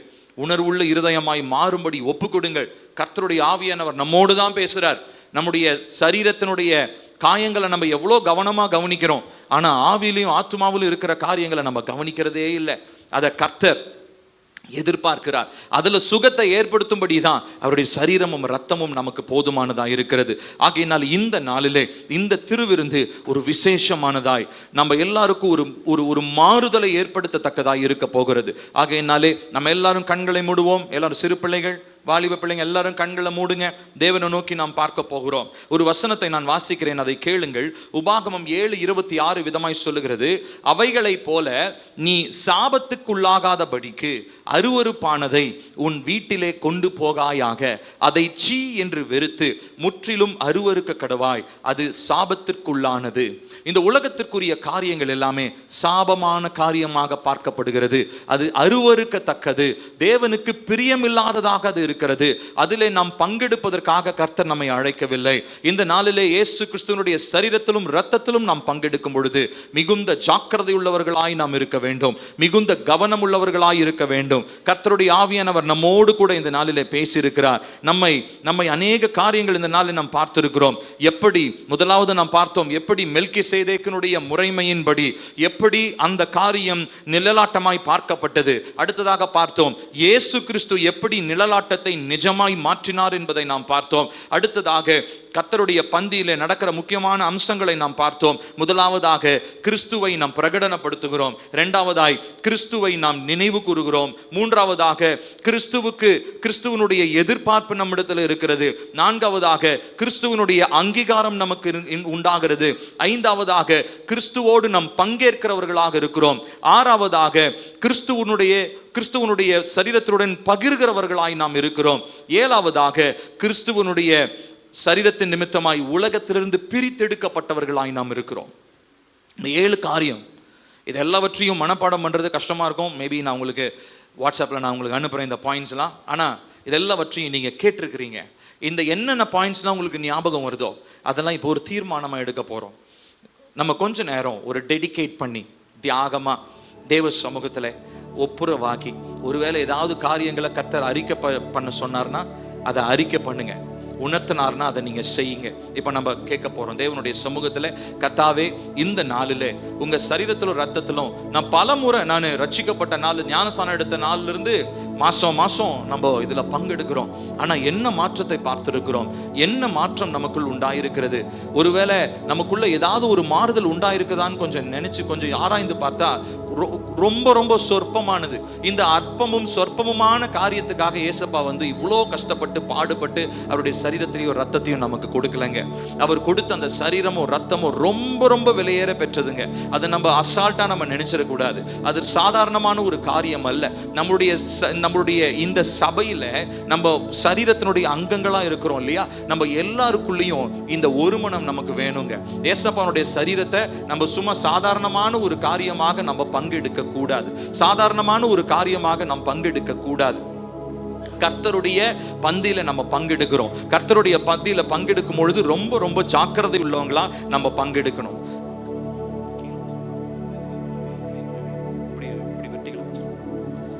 ஜீசஸ், கண்களை மூடுவோம், கண்களை மூடுவோம். தேவனை நோக்கி பார்ப்போம், தேவனை நோக்கி பார்ப்போம், கேட்போம். கர்த்தாவே, உம்முடைய சரீரத்திலும் ரத்தத்திலும் நான் பங்கெடுக்க வந்திருக்கிறேன். மிகுந்த ஜாக்கிரதையோடு நான் உங்க சமூகத்துல வரேன்ப்பா. இது சாதாரண ஒரு விளையாட்டு இல்ல. இது நான் சும்மா அப்படியே நான் ஏனோ தானோன்னு செய்யறதுக்காக வரல. இதுல ஒரு மாற்றம் இருக்கிறது. இதுல ஒரு ஒரு ஒரு அற்புதம் ஒன்று நடக்கிறது. தேவனுடைய முழுமை எனக்குள்ளாக உண்டாகிறது. இந்த சரீரத்திலும் ரத்தத்திலும் நான் பங்கெடுக்கும் பொழுது நான் தேவனுக்குரியவன் என்பதை நான் அடையாளப்படுத்துறேன். இந்த உலகத்துக்கும் சரி, காணப்படாத உலகத்துல என்னை பார்த்து கொண்டிருக்கிற ஆவிகளுக்கு முன்பதாகவும் சரி, எல்லா துரைத்தனங்கள், அதிகாரங்கள், ஆகாயத்து அதிகார பிரபு, பிரபஞ்சத்தின் அந்தகார லோகாதிபதிகள் எல்லாருடைய பார்வைக்கு முன்பாகவும் நான் சொல்றேன், நான் இயேசுவிற்கு உரியவன். இயேசுவின் சரீரத்திலும் ரத்தத்திலும் நான் பங்கெடுப்பதனால் எந்த ஆவிகளின் வல்லமைகளும் எந்த பலவீனங்களும் என்னை தொட முடியாது என்று சொல்லி நான் சொல்லுகிறேன். இந்த நாள்ல ஒரு தீர்மானம் எடுங்க. நிச்சயமா டெய்லிக்கும் நான் நிறைய பேருக்கு நான் சொல்லி இருக்கிறேன், எத்தனை பேர் அதை செய்றீங்கன்னு தெரியல. ஆனால் தினந்தோறும் அவருடைய சரீரத்திலும் ரத்தத்திலும் நம்ம பங்கெடுக்கணும். உங்களுடைய வீடுகளிலே கணவன், மனைவி, பெற்றோர், பிள்ளைகள், கொஞ்சம் பெருசா இருக்கிற பிள்ளைங்க, ரொம்ப குழந்தைங்க வேண்டாம், ஞானஸ்தானம் எடுத்திருந்தீங்கன்னா குடும்பமா நீங்க குடும்ப ஜெபத்துல தினசரி கர்த்தருடைய அப்பத்திலும் ரத்தத்திலும் நாம் பங்கெடுக்க வேண்டும். இன்னைக்கு அது தீர்மானம் பண்ணுங்க, தீர்மானம் எடுப்போம். இது சாதாரணம் இல்லைங்க. இது சர்ச்சில் மாத்திரம் செய்யற சடங்கு அல்ல. நம்ம தினந்தோறும் நினைவு கூர்ந்து நம்மை அடையாளப்படுத்த வேண்டிய காரியம். குடும்பமா நீங்க ஜெபிக்கும் போது நீங்க செய்யணும். ஏசப்பா, இது உங்களுடைய சரீரம். ஒரு தண்ணி பாட்டில் எடுத்து, ஏசப்பா இது உங்களுடைய ரத்தம் என்று சொல்லி, இது நான் உங்களோடு கூட இருக்கிறேன், உலகத்திலிருந்து நான் பிரித்தெடுக்கப்பட்டிருக்கிறேன், நான் உமக்குரியவன். ஆகையினால் இந்த உலகத்தின் தாக்கமோ, வியாதியின் தாக்கமோ, பரம்பரையாய் வருகிற தாக்கங்களோ என்னுடைய சரீரத்தை தொட முடியாது. என்னுடைய மரபணு வழியாக, டிஎன்ஏ வழியாக வருகிற தாக்கங்கள் என்னை மாற்றிவிட முடியாது. காரணம், நான் இயேசுவை போல மாற்றப்படும்படிதான் நான் முன்குறிக்கப்பட்டிருக்கிறேன். இயேசுவை போல மாற்றப்படும்படிதான் நான் அழைக்கப்பட்டிருக்கிறேன். நம்ம யாருமே நம்ம அப்பா மாதிரி மாற வேண்டிய அவசியம் இல்லைங்க. அப்பாக்களும் நீங்க உங்க பிள்ளைங்க உங்களை மாதிரி இருக்கணும்னு எதிர்பார்க்காதீங்க. அப்பாக்கள் ஜெபிக்கணும், ஏசப்பா என் பிள்ளை உங்களை மாதிரி மாறணும். தாய்மார்கள் ஜெபிக்கணும், என் மக உங்களை மாதிரி மாறணும். நம்ம யாரும் நம்ம அம்மா அப்பா மாதிரி இருக்கவே கூடாது. அம்மா அப்பாவுடைய சுபாவம் நமக்கு வேண்டாம், ஏசப்பாவுடைய சுபாவம் தான் வேண்டும். ஏற்கனவே இதை பற்றி நம்ம பேசி இருக்கிறோம். ஆகையினால் இந்த நாளிலே இந்த சரீரத்திலும் ரத்தத்திலும் பங்கெடுக்கும் போது இந்த மாற்றம் உண்டாகிறது என்பதை நீங்கள் புரிந்து கொள்ள வேண்டும். ஆள் மனதிலே ஒரு தெளிவு நமக்கு உண்டாயிருக்க வேண்டும். இது மிகவும் ஜாக்கிரதையா நம்ம செய்ய வேண்டிய காரியம். மிகுந்த கவனத்தோட, மிகுந்த எச்சரிக்கையோடு நம்ம செய்ய வேண்டிய காரியம். இது சாதாரணமானது அல்ல. தினசரி நாம் செய்ய வேண்டும். தினந்தோறும் ஜெபிக்க வேண்டும். தினந்தோறும் இந்த காரியத்தை நினைவு கூற வேண்டும். நான் அவருடன் இருக்கிறேன், நான் அவருக்கு சொந்தமானவன். அவருடைய இரத்தத்தினாலே, சரீரத்தினாலே புதிய உடன்படிக்கையின் அடையாளமாக என்னை மீட்டு கொண்டிருக்கிறார். ஆகையினால் நான் உலகத்திற்குரியவன் அல்ல. உலக போக்கில் நான் நடக்க போவது இல்லை. எனக்குள்ள காயங்களோ, வேதனைகளோ, கருத்து வேறுபாடுகளோ இருந்தா இந்த சரீரத்தில் அவயவமா இருக்கிற நான் அதை சரி செய்து கொண்டு நான் ஒப்புரவாகி கர்த்தருடைய மகிமைக்காக இந்த சபையில நான் நிலை நிற்பேன் என்று சொல்ல போகிறோம். சொல்லலாமா? யாருமே இந்த சபையில ஒருத்தங்க கூட இந்த சபையை விட்டு பிரிஞ்சு போறது தேவனுடைய சித்தம் இல்லைங்க. கர்த்தருடைய வார்த்தை சொல்லுது, அவனவன் தன் சொந்த இச்சைகளினாலே பிரிந்து போகிறான். அவனவன் தன் சொந்த விருப்பத்தினாலே பிரிந்து போகிறான். ஏசப்பா என்னைய பிரிச்சாருன்னா யாரும் சொல்லவே முடியாதுங்க. ஏசப்பா என்னைய கொண்டு போயிட்டாருன்னா சொல்லவே முடியாது. ஏசப்பா கொண்டு போறாருன்னு சொல்லி சொன்னா சபையில ஏதாவது பிரச்சனை இருக்கணும். ஆனா இந்த சபையை ரத்தம் சிந்தி மீட்டு இருக்கிறாரு. கண்டிப்பா பிரச்சனை இருந்தா அது அவர் தான் சரி செய்வார். அவருடைய ரத்தத்தினால அவர் வாங்கி இருக்கிற சபைக்கு அவர் சும்மா விட மாட்டாரு. அந்த சபைக்கு அவர் கணக்கு கேட்பாரு, அந்த ரத்தத்துக்கு அவர் கணக்கு கேட்பாரு. ஒவ்வொரு சொட்டு ரத்தத்துக்கும் சபை கணக்கு கொடுக்கணும், ஊழியக்காரங்க கணக்கு கொடுக்கணும். ஊழியக்காரனாகிய நான் ஒருவேளை ஏனோ தானோ இந்த மேடையில் நின்னுகிட்டு உங்க முன்னாடி நான் பேசுனேன்னு சொன்னா, நான் பேசுற ஒவ்வொரு வார்த்தைக்கும் நான் கர்த்தருக்கு முன்பதாக கணக்கு கொடுக்கணும். ஆகையினால மிகுந்த பயத்துடனும் நடுக்கத்துடனும் தான் உங்க முன்னாடி நான் பேசுறேன். பிரியமானவர்களே, நம்ம சபையில யாருக்குள்ளேயும் இவ்விதமான கருத்து வேறுபாடுகளோ குழப்பங்களோ காயங்களோ இருக்கும் என்று சொன்னால் நாம் ஒப்புரவாக வேண்டும். ஏனென்றால் சரீரத்தில் உள்ள காயங்கள் கட்டப்பட வேண்டும். நொதிக்கிற ரணமாய் காயங்களாய் புண்களாய் இருப்பது தேவனுடைய சித்தம் அல்ல. எண்ணெயினால் அது காயமாற்றப்பட வேண்டும். வடுக்கள் எல்லாம் மாற வேண்டும். பரிபூர்ண சுகம் உண்டாயிருக்க வேண்டும். அதற்கு சர்வ நிவாரணியாக கொடுக்கப்பட்ட இயேசு கிறிஸ்துவின் சரீரமும் சிந்தப்பட்ட அவருடைய ரத்தமும் போதுமானதா இருக்கிறது. ஆகையினால் இந்த நாளிலே அவருடைய பந்தியிலே பங்கெடுக்கிறவர்கள் மிகுந்த ஜாக்கிரதை உள்ளவங்களா நம்ம இந்த நாளிலே இதை நிதானித்து பார்க்கணும். இது விளையாட்டல்ல, சடங்கு அல்ல. இது அவரை நேசிப்பதினாலும் கிறிஸ்துவின் சரீரமாகிய சபையிலே நான் நிலைத்திருப்பதினாலும் நான் என்னுடைய அன்பின் வெளிப்பாடாக இதை செய்கிறேன். அவர் அன்பின் வெளிப்பாடாக தான் சிலுவையிலே தன்னுடைய சரீரத்தையும் இரத்தத்தையும் கொடுத்தார். நான் என்னுடைய அன்பின் வெளிப்பாடாக இந்த பந்தியிலே பங்கெடுக்கிறேன். நம்ம எல்லாரும் கரங்களை உயர்த்துவோமா? முடிந்தால் இந்த அப்பத்திற்கும் திராட்சை ரசத்துக்கும் நேராக உங்க கையை நீட்டுங்க. இந்த அப்பத்துக்கும் திராட்சை ரசத்துக்கும் நேராக உங்களுடைய கையை நீட்டுவீங்களா? ப்ளீஸ் கை நீட்டி இப்ப நம்ம ஜெபிக்க போறோம். இயேசுப்பா, இதுல நான் பங்கெடுக்கும் பொழுது இது நான் ஏதோ வெறும் சாதாரணமான ஒரு அப்பம்